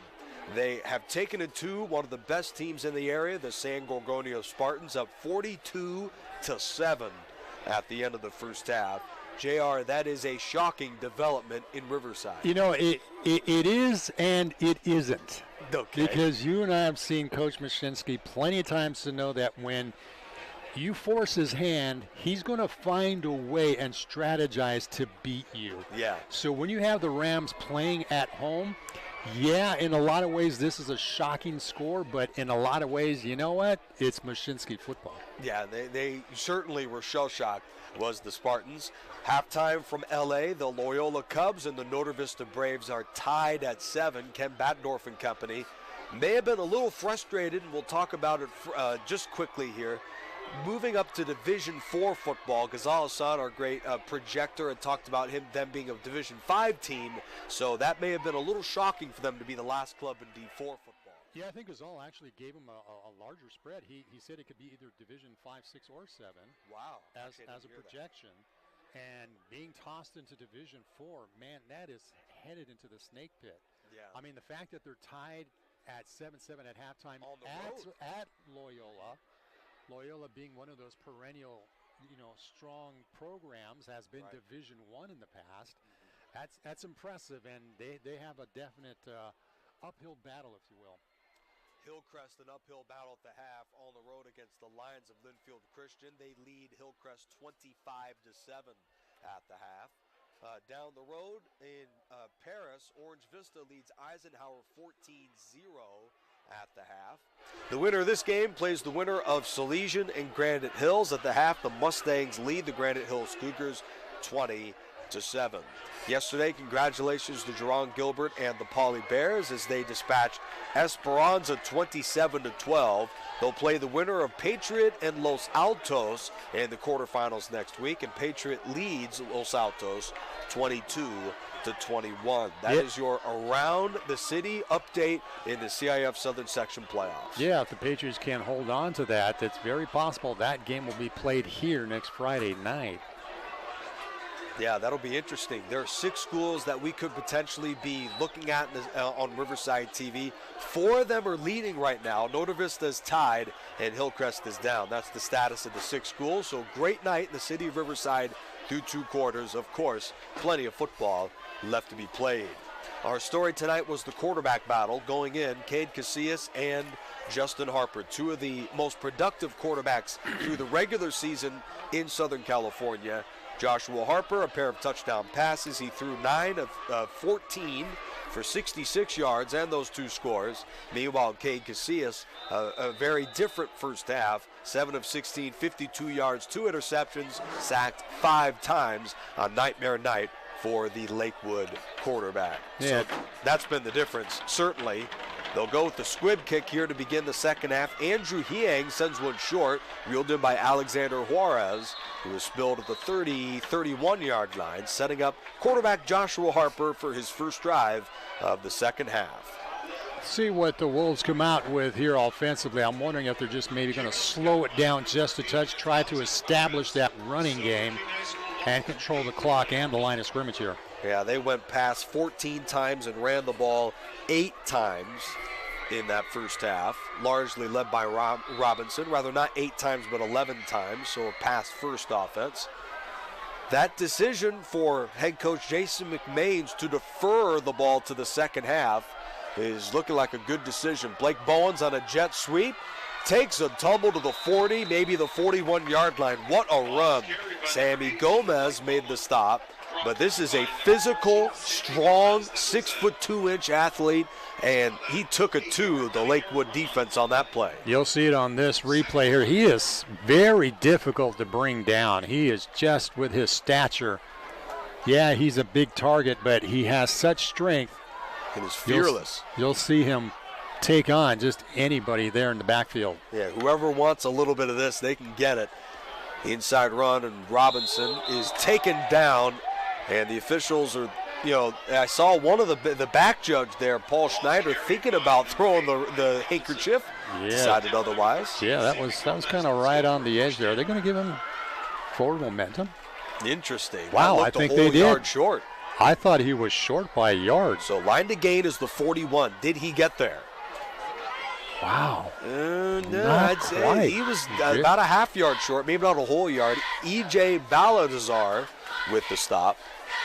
Very favorable spot given to King here. A quick hitch route to Alexander Juarez, who slips a tackle and is wrestled down at the 47-yard line by Caleb Verduzco. And a late, is that a flag? Saw something fly into the air. Nope, not a flag, sorry. Did you see that, Jay? I was not looking in that direction, so I'm not sure, but there is a discussion going on between the zebra stripes here. So maybe that was a flag, okay. The flag was thrown on the sideline. That was strange. Yeah, dead ball. Ooh, going against Lakewood. Interesting. Wow. Now, it does look like Lakewood, on these tackles have kind of lost their cool a little bit. And finally, the last one could have been a flag. This one was. It's probably a late hit. He's already out of bounds, and they keep shoving at him. So I think that was why the flag was thrown. I think the last one was more egregious than that one, but they'll give him the 15. King scored on back-to-back touchdown drives to close the first half with a head of steam. Robinson runs into a wall at the 30-yard line. And now this Lakewood defense seems to be playing through the whistle. Hezekiah Pryor-Lynch with the stop. I wonder what halftime speech from Justin Utupo was brought onto the program. They look fiery. They look a little frustrated. But you better be careful and not, make a play after the whistle. Yeah, this defense by Lakewood is a very significant, strong force. As we mentioned, 21 forced turnovers through the regular season. Right, but none tonight. Harper with a jump ball, a little behind his intended target. Wow. But it's still snagged out of the air at the 13-yard line. Riker Galvin with the catch. We have seen tonight one drop from these receivers. This has been as good of a performance from everybody, even the wide receivers as we've seen. The only drop from Brian Robinson in the first half. That is all. It's been a great half for these guys out wide. Kind of tossed it right up there, almost a bit of a jump ball, but your defender was not there. Well, he was close at the end. There was an additional flag here for a roughing the passer call. King from their own 31 in 2.5 minutes. And a statement drive are at the 6 of the Lancers. Sam Green in the backfield. He can make a lot happen, but he can't shake out the whole team of Lakewood. And he stopped back at the 10-yard line. Tyree McGowan involved on the stop. Third reception of the night for Green. Looks like it might go for negative yardage here. Winner of this football game plays the winner of Salesian and Granite Hills in the quarterfinals of the Division 7 Southern Section playoffs. And at the half, Salesian led Granite Hills 20-7. First play of negative yardage on this second half drive for the Wolves, coming right out of the locker rooms with a statement. 2nd and goal from the 10-yard line. Jet sweep, Blake Bowen goes airborne. Wow. And lunges to the 2. McGowan with the stop, joined by Sammy Gomez. 3rd and goal, King. Number 6, Kaleo Brown. Number 9, Andrew Dixon. And number 34, Connor Cuba into the game after the 8-yard pickup from Bowen. Nice move by Bowen. Found that little seam. Takes it right inside the 5-yard line here. And this absolutely has to be 4-down territory for this offense. They'll go ground with Keys Furra, who sits at the goal line. Is he in? No signal yet. It looked like he was a little short. And they say yes, about a half yard away. Looks like the ball is spotted on the end zone. Only the first carry of the night for Furra. Maybe the most important play of the football game yet, because Lakewood comes in priding itself on defense. They need a stop. 4th and goal, touchdown. Second of the night for Blake Bowen. Who else would you give it to on a play like that? He's been your bread and butter man so far, both from a reception and a rushing standpoint. Puts up another 6 onto the scoreboard. And King goes 69 yards in 4 minutes and 15 seconds to take a 3-possession lead. It would take a minor miracle for the Lancers of Lakeside to come back in this one. You know, the 2 interceptions from Casillas were backbreaking, but it also doesn't help that the defense has allowed King to establish the running game. Last week, they gained -9 yards rushing against Murrieta Mesa. That was King. The running game was putrid. And tonight, the running game hasn't been great, but it's been good enough to move the chains, to set up timely play fakes from Joshua Harper. And here we go with the running game on 4th and goal. Blake Bowen with the touchdown. So very difficult to defend somebody of that stature. Again, also give credit to the front line for the big push as well. 21-0, a 69-yard, 4-minute, 15-second long drive, 21-0. King. Nick Rice, J.R.E. Barr on hand from Riverside, California, the campus of King High School, part of our doubleheader on the City of Riverside YouTube, Riverside TV. On the hop, Xavier Smith from the 16-yard line, heads right, slips a tackle, and is dumped at the 30-yard line by Ben Major of King. Quick update in the other end of our doubleheader, Ramona and San Gorgonio into the 3rd quarter now, 42-7. Ramona with the lead. An incredible performance from Mush and the Rams. Also another score update here. It is Loyola now going ahead of Norte Vista 14-7 with 9 minutes left in the 3rd quarter. Interesting. That is a huge one we want to keep tabs on.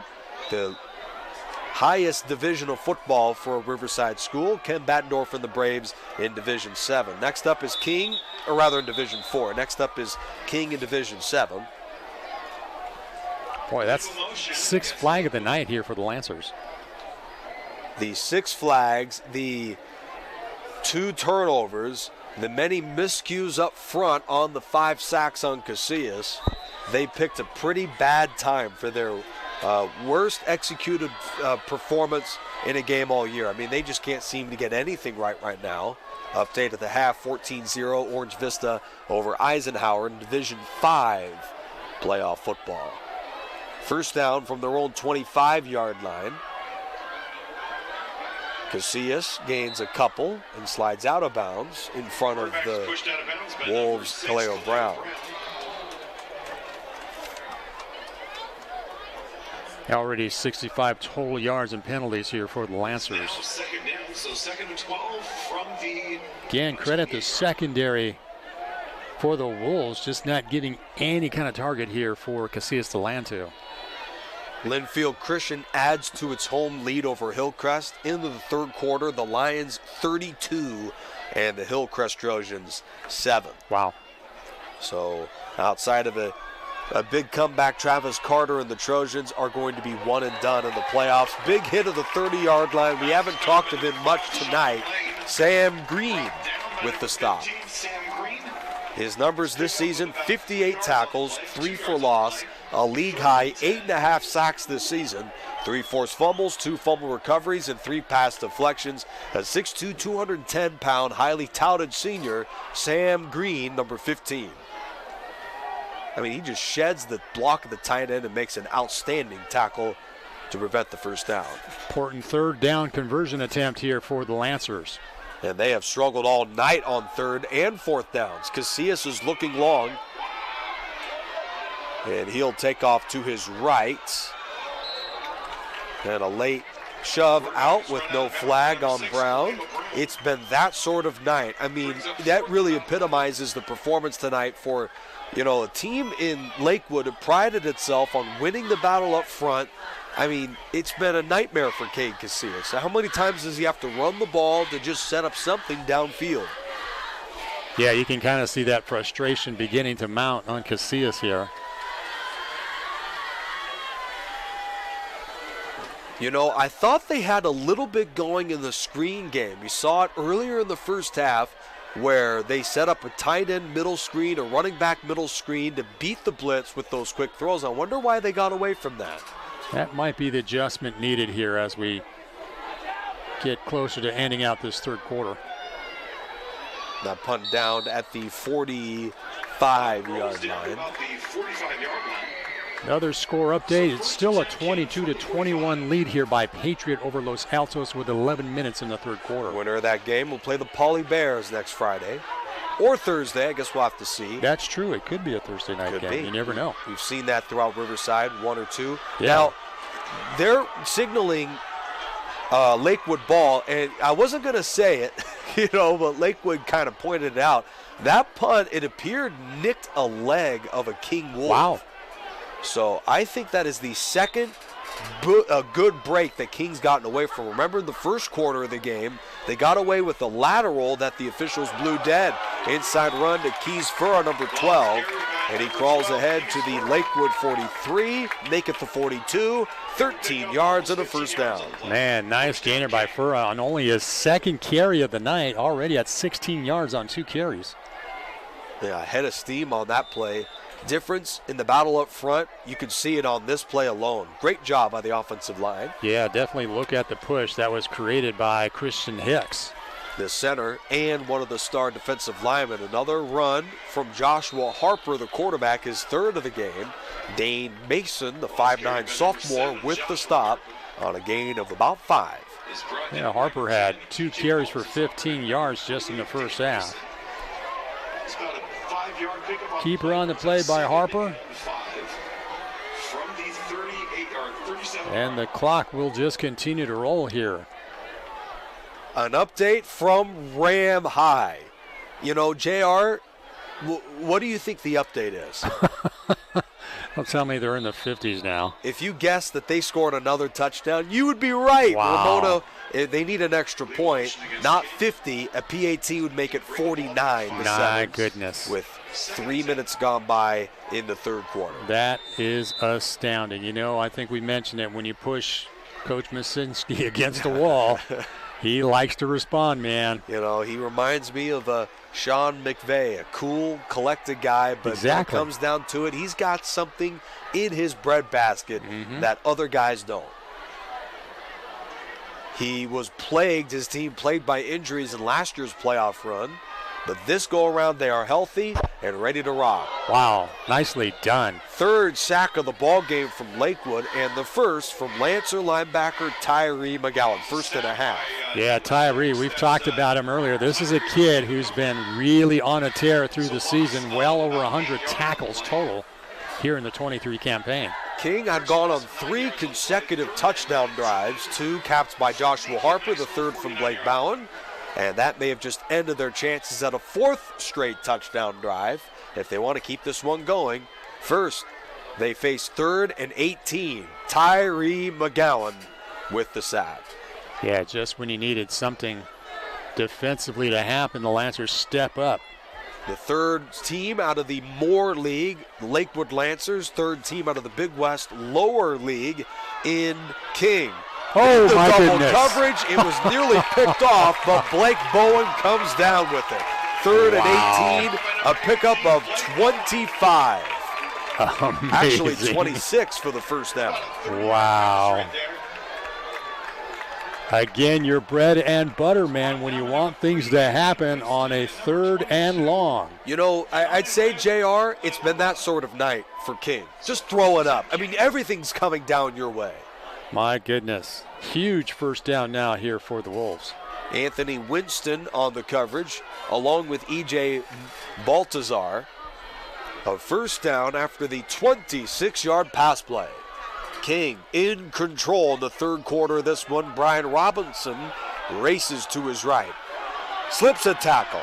And is shoved out of bounds inside of the 20 by E.J. Baltazar. A pickup of 8 for number 8, Brian Robinson. 9th carry of the night here for Robinson, so he's really beginning to step up here. Well, let's see here. The officials are discussing. It is a hold. Let's see where the hold is on the replay on this sweep. Might have been here at the screen right at the end there. There it is. That's pretty. Leilua might have been held by Riker Galvin of King. So that'll wipe out the run from Robinson. Fourth flag of the night here for the Wolves. JR update, Lamona leads 250 to 7. Still 49-7 in that ball game. But we're giving you up-to-the-moment scores around the CIF Southern section. The unfortunate development, Linfield Christian 32, Hillcrest 7 in the middle of the third quarter of that one. Off the play fake to Robinson, deep over the post.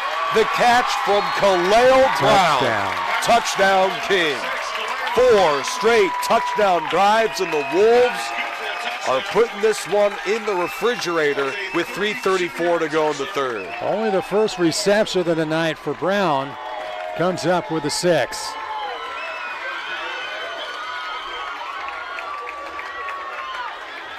Nicely executed by Martin Luther King here.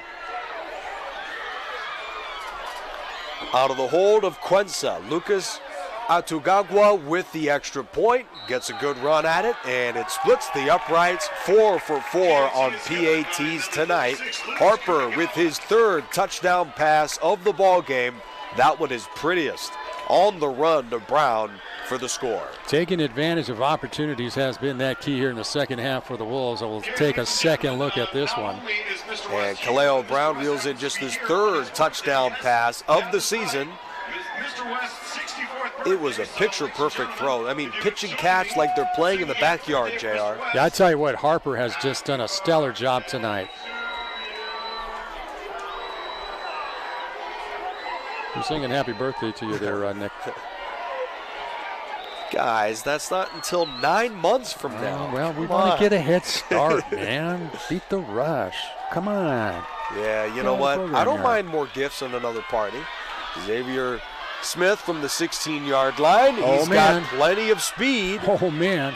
And it's wrapped up by Juarez at the 44-yard line. A 28-yard return from Cecil Xavier Nice Smith. run back.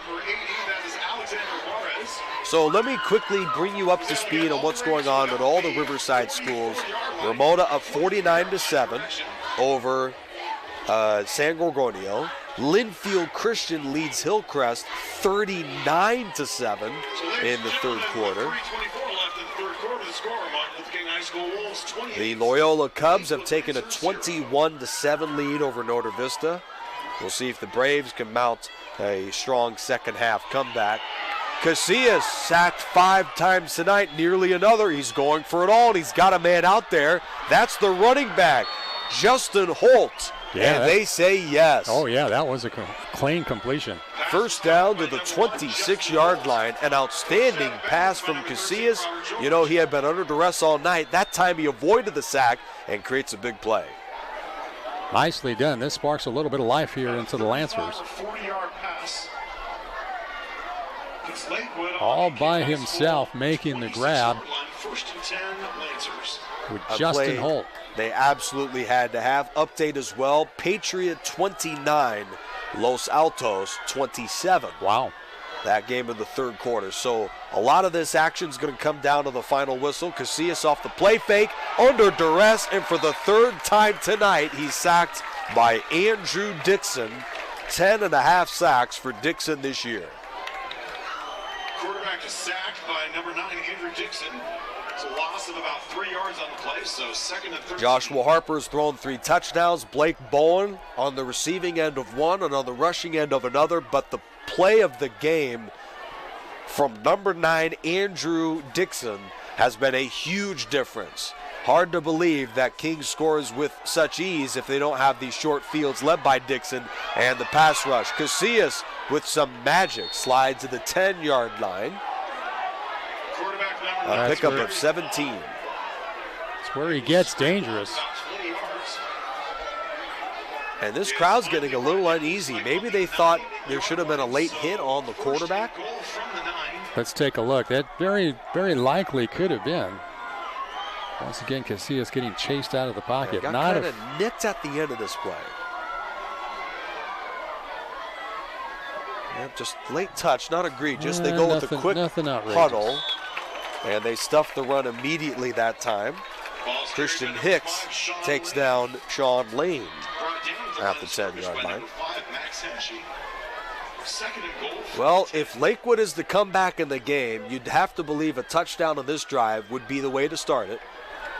This following the Joshua Harper touchdown pass to Kaleo Brown, their 4th consecutive touchdown drive. It had taken Lakewood the entire first half and all but the final 2 minutes of the third, but here they are in the red zone for the first time tonight. And they look a little out of sorts right now. Late snap, Casillas guns it over the middle, and that is a touchdown dropped by Cecil Xavier Smith. Yeah, this could definitely light the match here for the Lancers if they can put this one into the end zone.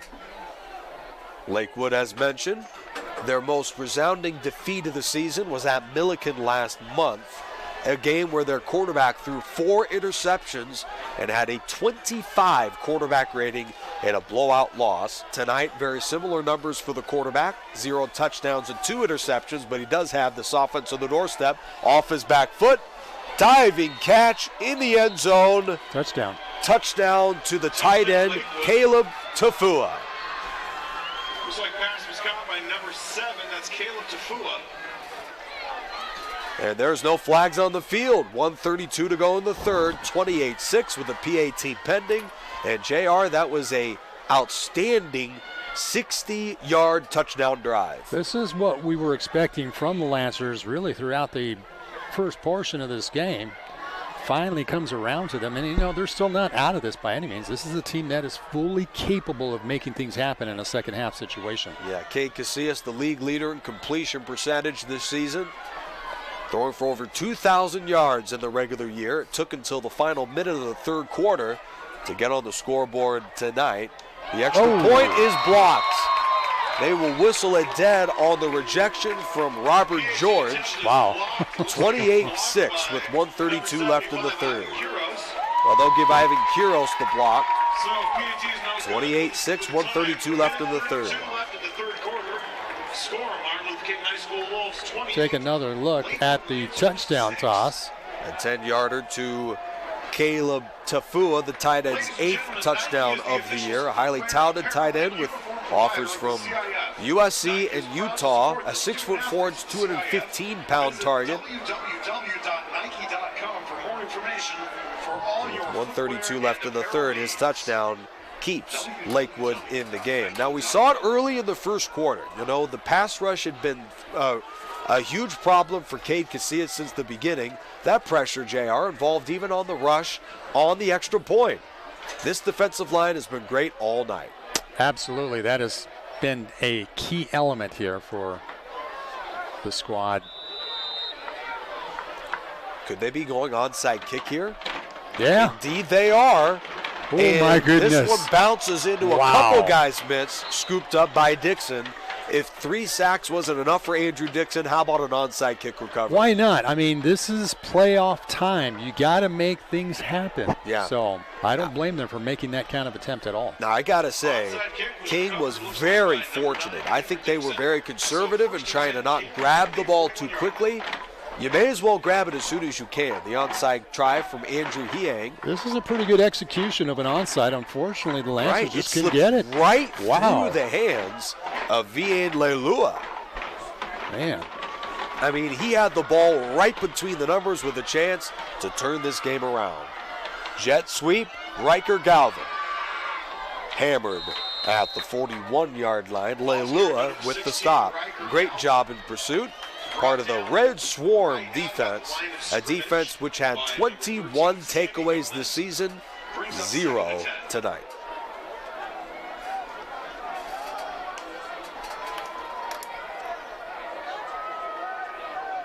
Still showing Orange Vista up over Eisenhower 14-0. Yeah, that was the score from late in the first half. We'll see if we can get a score update. We'll take a look at that at the end of the third. Harper going deep again. Here's Juarez, who makes a sensational catch. That is a gain of 30 to Alexander Juarez. Joshua Harper with his best performance of his high school career. I mean, he is picking apart this defense tonight. Harper has been laying it in right where it needs to go. As we said, it's a Division I throw and a Division I catch. Joshua Harper, over 20 touchdowns, over 2,000 yards now this season. Both marks the best in the Big West lower division, a division which includes great teams like Great Oak, Temecula Valley, Murrieta Mesa, Santiago Corona. That's their division. Harper with a beauty. I mean, it was great coverage. Yeah. But a better catch from Juarez. Laid it right in there where it needed to be. That goes down as a 29-yard gain. Villarreal dances to the 30, pulled down by the linebacker Tyree McGowan. A look at the best run stopper in the league. And he holds the Villarreal run to 3. Third quarter comes to a close. Outside of a fourth quarter rally from Lakewood, King is on its way to the quarterfinals. Wolves with 12 minutes to go lead Lakewood 28-6. So it's coming down to the final 12 minutes here for the Lancers of Lakewood. They show a little bit of spark of life towards the latter part of that third quarter. Okay, we got updates. Patriot leads Los Altos at the end of the third, 36-27. They're starting to pull away from Los Altos. Okay. Notre Vista down now 28-7 at the end of the third quarter on the Loyola Cubs. Outside of a big fourth quarter from the Braves, they may be one and done in the playoffs. End of the third, Hillcrest on the road, down 39-7 to Linfield Christian. And as you mentioned, Orange Vista, no update there. It's still 14-0.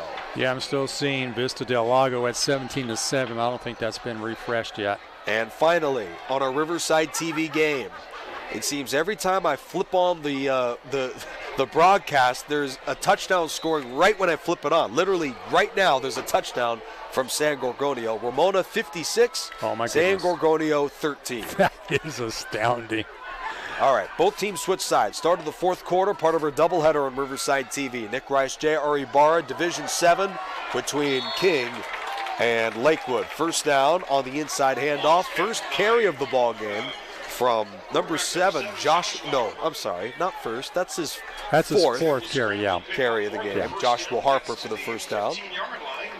And that is how the fourth quarter gets going. And it's hard to say the game could end on this drive, but if King scores a touchdown, even a field goal, I'd say this game is just about over. Yeah, this puts one nail in the coffin here.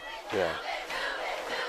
So credit to the Wolves. They have scored a touchdown on each of their last 4 possessions.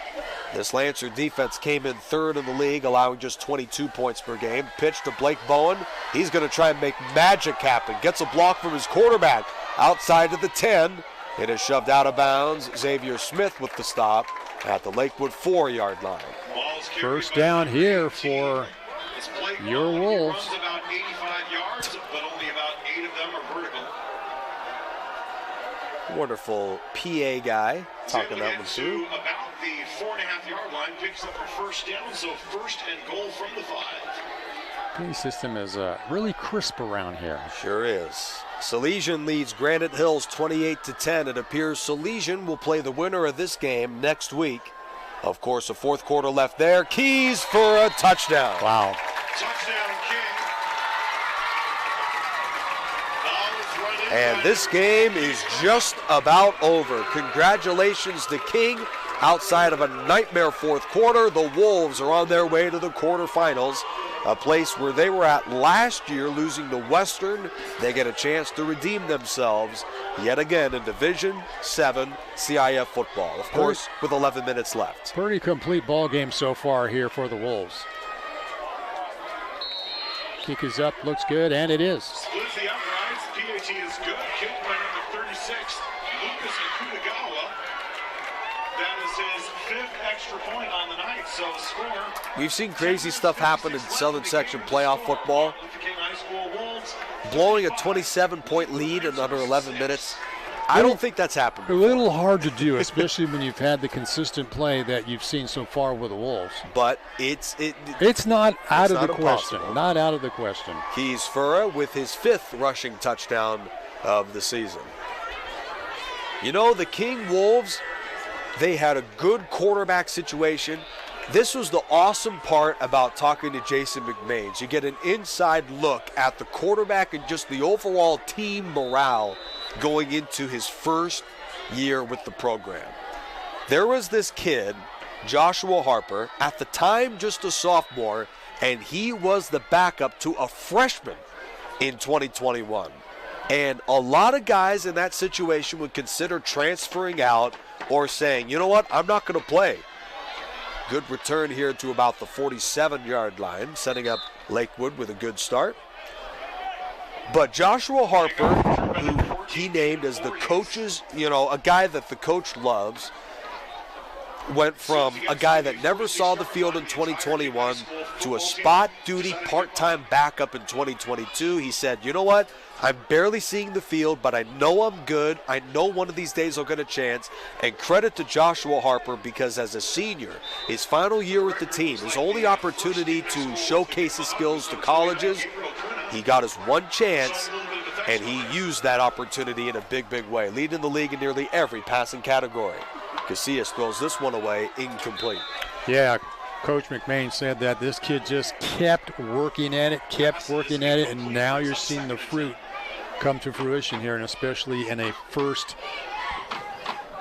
playoff game here for this senior quarterback. Yeah, I mean, that's really hard to do, to know that other schools would gladly bring you in and give you plenty of playing time, but Joshua Harper, knowing his skills and having belief in himself, not only worked on his ability to be a starter one day and got that opportunity, credit to Jason McMains for giving him the opportunity he earned, but also credit to Joshua Harper for being one of the great leaders of this football team, saying, even though I may not play, I'm going to be a guy, Casillas throws incomplete, a guy that's going to do everything I can to make the guys around me better.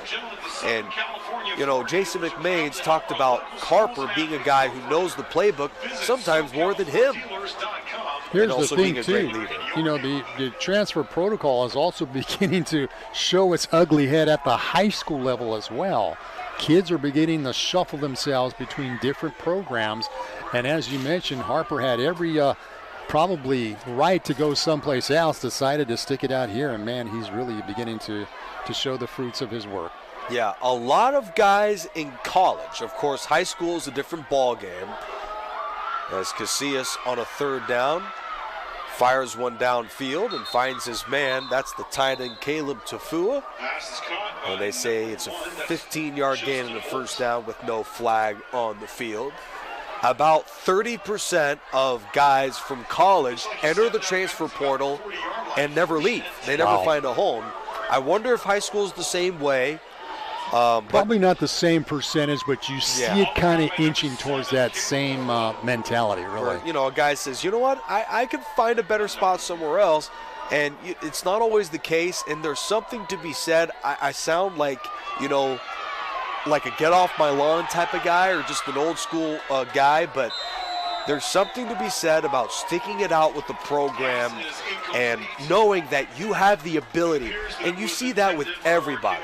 Tom Brady was that guy at Michigan, where he was the 4th or 5th quarterback at Michigan as a freshman and said, I don't care about transferring to a small program. I'm going to stay here and earn my way to a starting spot. I'm good enough. And just like a Tom Brady, Joshua Harper said, I'm losing out to a freshman, but I'm still going to earn a starting spot. It took him a few years, but he finally did. Credit Khalil Brown and Andrew Dixon for putting the pressure there on Cade Casillas, bringing up a second down scenario.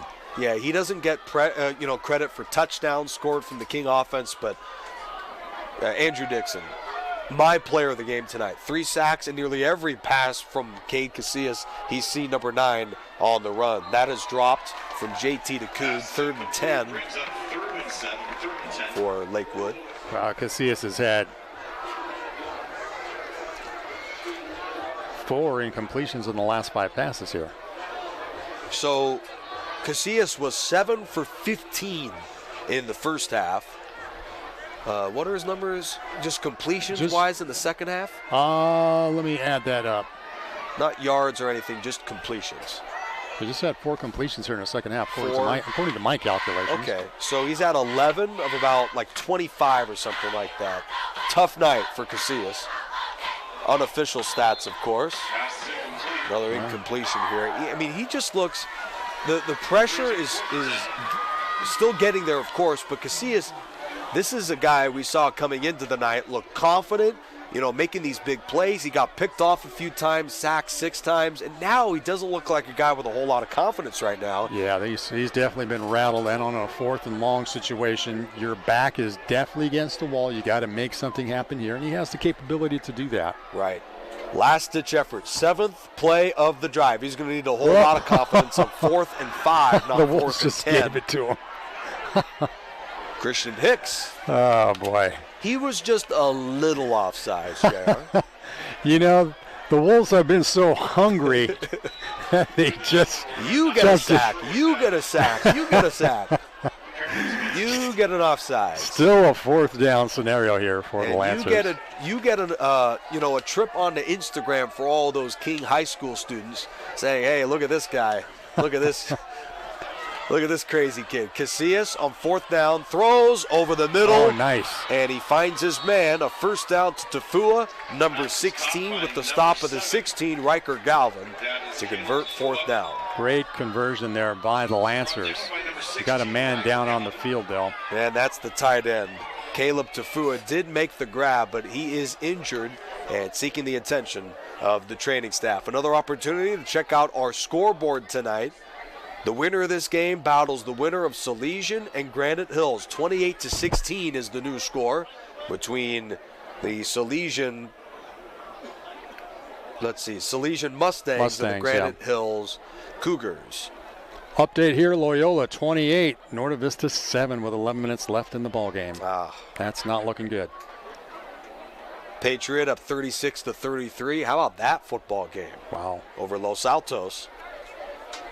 Boy, Los Altos back in the day, man, that was a perennial winner back in the 70s and 80s. That was a multi-CIF championship program. Right. We were there for a couple of games for Hillcrest this season, Travis Carter. If you remember, he had 2 straight games in the middle of River Valley League play where he won it in the final minute. We were there for the Hillcrest Ramona game where the controversial field goal happened. Right. But the game before, he won on the final play of regulation on a touchdown pass on the other end. Part of a 5-touchdown day for the quarterback. Really unfortunate to see them lose like this to Linfield Christian. Granted, a 4th quarter to play, but they're down 39-7. Yeah, Travis Carter, the head coach, definitely turned things around in the latter part of the regular season. Yeah, to just make it there. Orange Vista, 14-0. They were trying to get an update out of that game. Caleb Tafua does not look like he's doing so well here as he limps off the field. And, of course, another ovation for the performance from Pauley yesterday, winning 29-12 over Esperanza. Clock is rolling, 10 minutes left in the game. Don't call it a comeback. Xavier Smith, the motion man, but we have a timeout from King. Yeah, Coach McMains wants to keep these guys from getting into the end zone and just continuing that momentum. There's 10 minutes still left on the clock here, so right. Things can happen. Let's check out the season story for King High School. The team finished 6-4. They were the most ambitious team scheduling Riverside clubs. They played Ramona and beat them. They played Pauley and beat them, played North and beat them. And here they are against Lakewood, but let's check out the standings. They finished 3-2 in the league after a trip around the city in the preseason. They played a tough Big West lower division. Great Oak, of course, in the playoffs. They ran the table, but King defeated Santiago.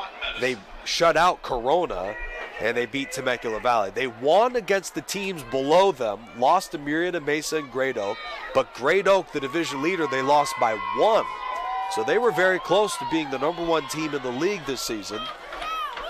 And they're looking like a snub in the playoffs. King looks ready to go for the postseason. Casillas on the run is pulled out of bounds by Dixon.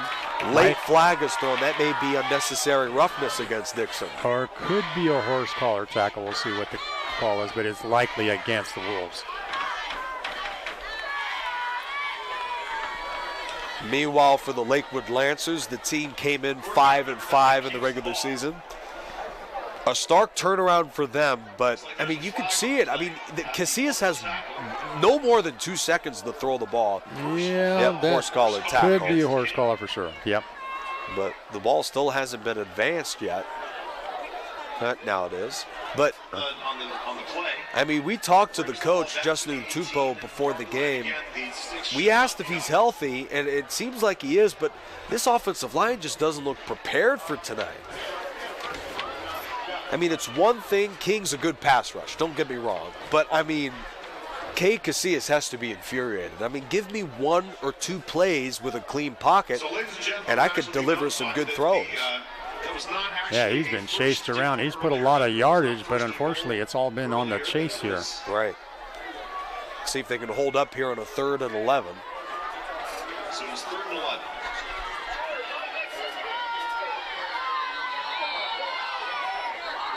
What? There's somebody running across the field. Okay. He's not streaking or nothing, so I'm not sure what kind of point he's trying to do. Run across the field, JR, you got to go topless, okay? Looks like the Riverside PD is going to have a little discussion with him. I don't think they're going to take him to Starbucks or anything like that. Oh, well, that's a bummer. He was hoping to get a first ride ticket to Starbucks. Well, looks like he's getting a... Took a wrong trick down Albuquerque. Yeah, that's looks what happened. like he'll maybe take a visit to the police station there. Xavier Smith, they'll fake it to him. Casillas running for his life, gains 7. Yeah, Khalil Brown once again in hot pursuit, man.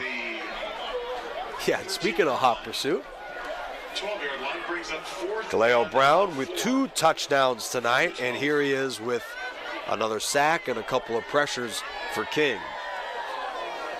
Lakewood's last chance. Under 9 left, down 35-6. 4th and 4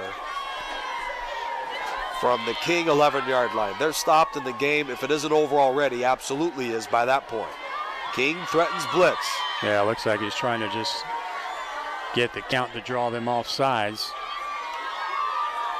Changing up the call here, which he's very adept at doing.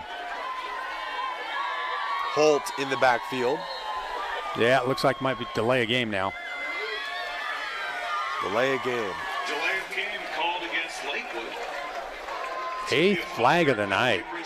The entire story of this playoff football game tonight could be tied up into 2 things. One, the outstanding play out of quarterback Joshua Harper, who's been a steady arm for them all season, and also one of the most devastating nights of pass rush I've seen in Riverside this entire season. I mean, 6 sacks is just part of the story. Casillas, it's hard to think of a play where he hasn't been immediately under duress.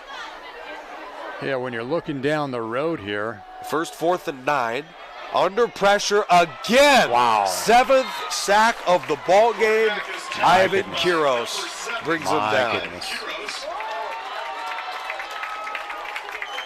Well, looks like another nail in that coffin. Not gonna say it's completely shut yet. So 1st and 10 King from the 20-yard line. Once again, Casillas with nobody to throw it to.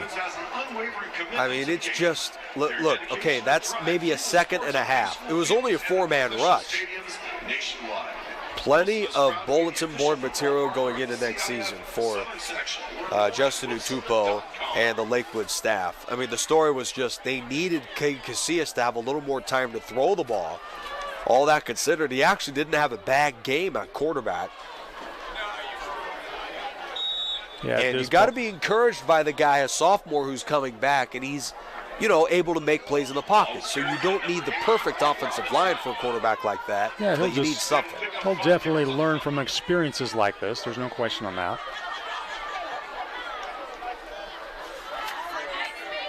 A strong run of 5 for the Wolves. Brian Robinson. 9th carry of the night.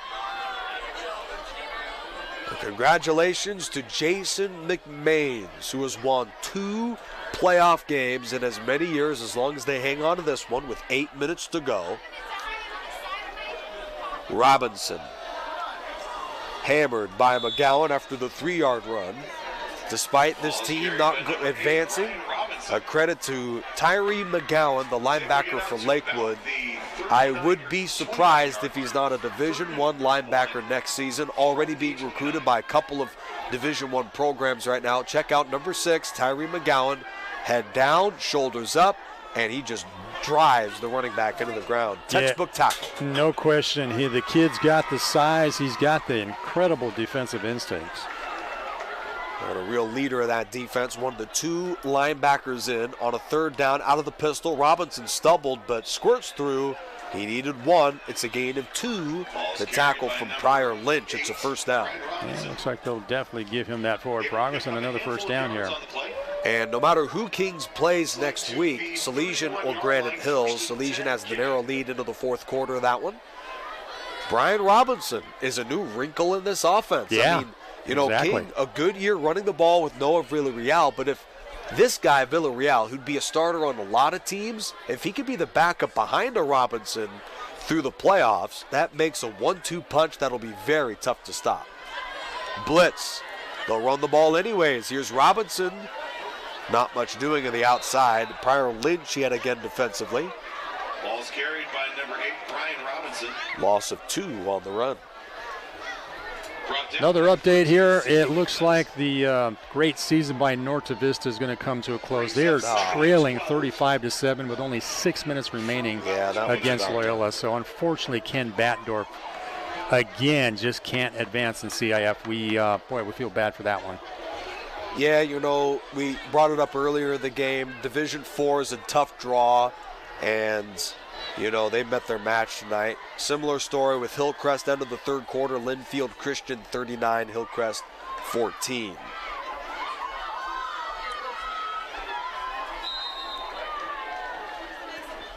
Update into the 4th quarter, a barn burner between Patriot and Los Altos. The Warriors of Patriot lead 42-33. Back to about the line of scrimmage, 3rd and 12 from the 29-yard line. Outstanding performance for Patriot. Loyola leads Norte Vista, as you mentioned, 35-7.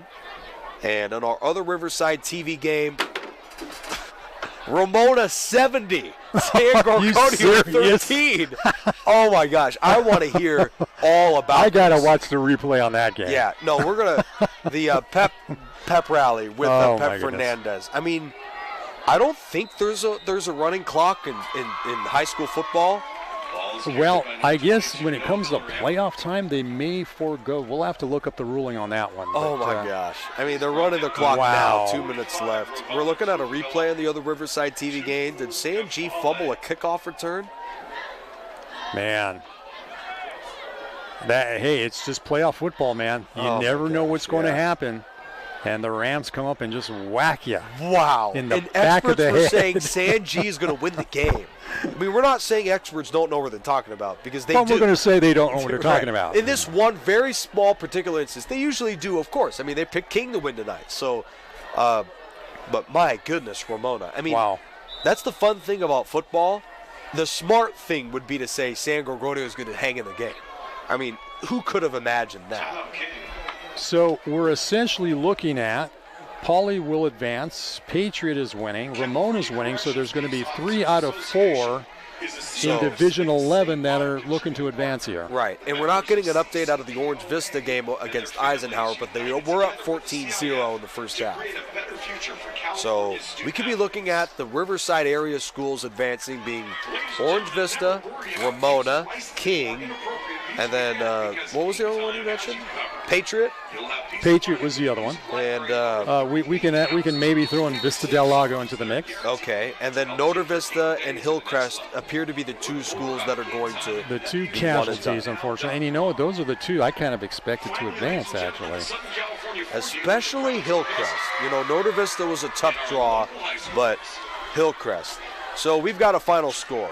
70-13, my goodness. Ramona. Not San Gorgonio. Or the Riverside TV game said it's San G, but no, it's Ramona 70 to So the 32. game is now officially over. Officially in the books. All right, so let's welcome those people to this telecast here. Yep, for those joining from the other game. Fair catch signaled and made at the 34-yard line by Sean Lane.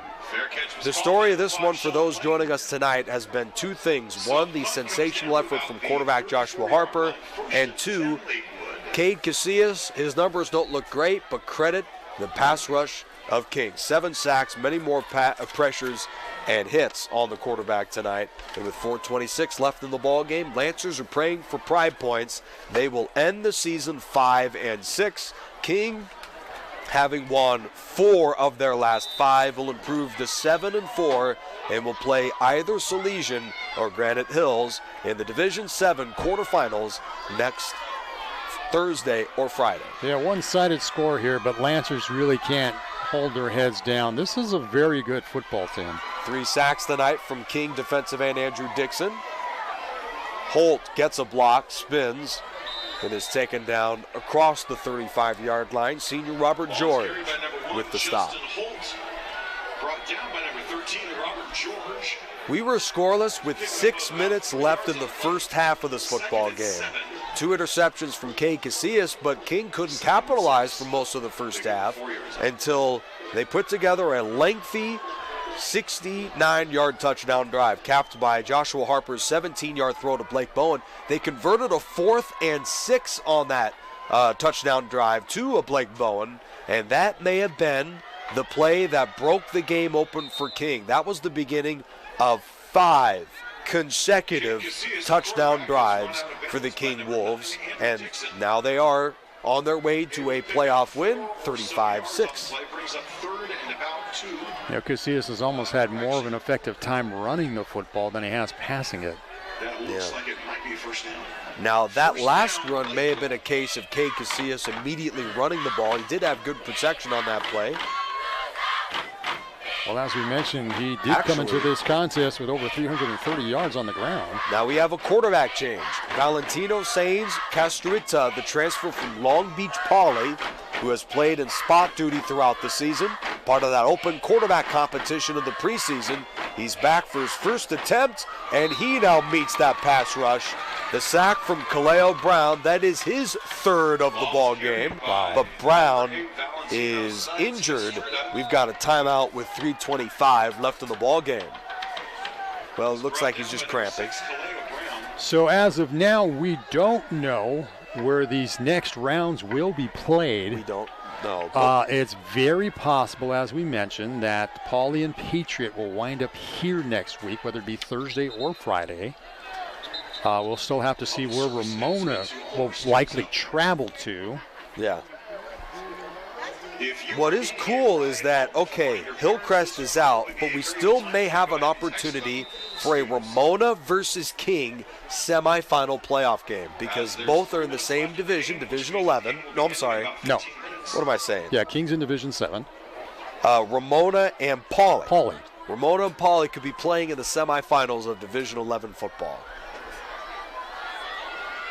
Sainz Castrita throws incomplete on the season. The quarterback has completed 47% of his throws for 190 yards, 3 touchdowns, and 3 interceptions. An opportunity for Sainz Castrita to put together some tape going into his senior year as quarterback of Lakewood. Make sure to catch all the highlights of what's been happening around the Inland Empire tonight on the Pep Rally at 11 o'clock right here on Riverside TV. Highlights, scores, stats, maybe even an interview or two tonight with Pep Fernandez here on Riverside TV. Yep, it's been great stuff all year long in the CIF Southern section. Ghazal Hassan, a great job of putting together the playoff projections, who's going to make it, who's going to be in what division. He was nearly exactly right for every playoff team. Now, he projected Notre Vista to be in Division 5. Big whoop. He was one division off, Division 4. That pass complete to JT DeCoud, gain of 14.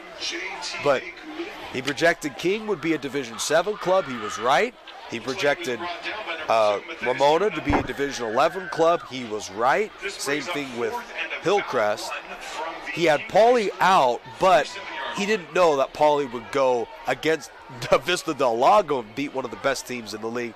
And by the way, good opportunity for us to check out Vista Del Lago, what they're doing tonight before this one's over. But he had been basically on the money almost throughout. Great job by our guy, Guzal Hassan. Yeah, I know it's disappointing for Norte Vista Brave fans as we get a turnover on downs on this series here. So the Vista Del Lago up 17-7 against Marina.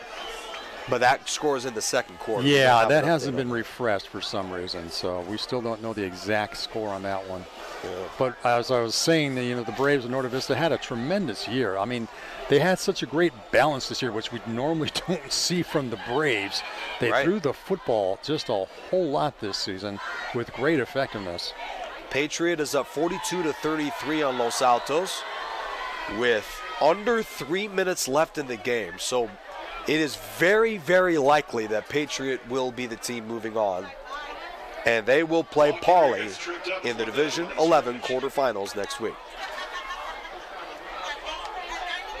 So keep yourselves tuned to Riverside TV. We'll give you updates as to when and where those playoff games will take place next weekend.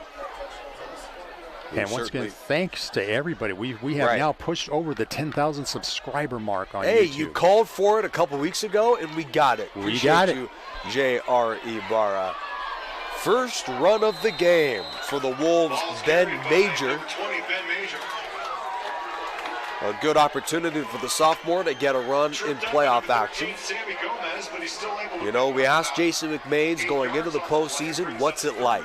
You know that after your win against Temecula Valley that you had clinched the playoffs. But on Selection Sunday, to see your name on the playoff sheet and then to go into practice on Monday like, hey guys, we're in the playoffs. We knew we'd get there, but we're actually here. A surreal moment. Jason McMains was saying that's what you live for as a high school football head coach. That, and also, you know, what he really lives for is I get to help these kids become men. And that's like something that a very select, part of society loves more than anything. Where it's like, I care more than anything about helping these guys succeed. And Jason McMains, great guy, winning his second playoff game. This one over a great football team in Lakewood. Yeah, I think we've seen that really from all of our Riverside coaches. I give a lot of credit. It's so nice when you and I interact with our Riverside coaches and to see what kind of work they do with these young men and even occasional young women here on the squad. Right. Well, Christian Hicks is a little bit shaken up here. You wonder, with under a minute left in a game decided, having your starters in. Christian Hicks, a two-way guy playing center and defensive line for King. And now it's all reserves for the final play of this one. Yeah, absolutely. With the exception of Sam Green. Yeah, just essentially run that clock out and head on to round number 2. Congratulations to King. We're going to try and get an update before this one's final. Salesian, did they beat Granite Hills? Let's see. 28-16 is the score. Salesian leads at the end of the third quarter. We do not have an update beyond that. So we're going to have to, as Ben Major ices the win, here goes the sophomore to the 26-yard line. Leilua with the final tackle of the game. Ben Major runs King into the quarterfinals of the CIF playoffs. Final first down of the night, and now the Wolves just kind of run out the clock and head on to round number 2. And how sweet it is. So just a recap for folks that are just tuning in tonight. Riverside schools that are leading big and set to win tonight. Ramona did outright. Right. Orange Vista most likely is going to move on. Let's see. King, obviously. Pauley won yesterday. So those are the four. And Patriots in the mix. Is leading too. A lot of those scores still underway in the fourth quarter, so we can't give you a definite. Make sure to join us tonight, 11 p.m. Pacific, for the pep rally with Pep Fernandez for scores across all of Riverside and beyond as we get you ready for the quarterfinals of the CIF playoffs. But round 1 is in the books. And JR, before we go, your player of the game. A lot of pressure for this award. Oh, man. Josh Harper stands out in my mind. I mean, he threw an effective game. Yeah. And when it came down to the matchup between these two really good quarterbacks, he was obviously the one to emerge here as your key player. Offensively, definitely here for the King Wolves. Joshua Harper, another 3 touchdowns, and King knocks out Lakewood to win the opening round of the CIF playoffs. Our final score from Riverside, the Wolves 35, the Lancers 6. For award-winning broadcast crew and J.R. Ibarra as well, I'm Nick Grice. It was a pleasure to bring you tonight's playoff football, where King is moving on to the quarters next week. This is high school football in the CIF Southern Section playoffs on Riverside TV. Good night, everybody.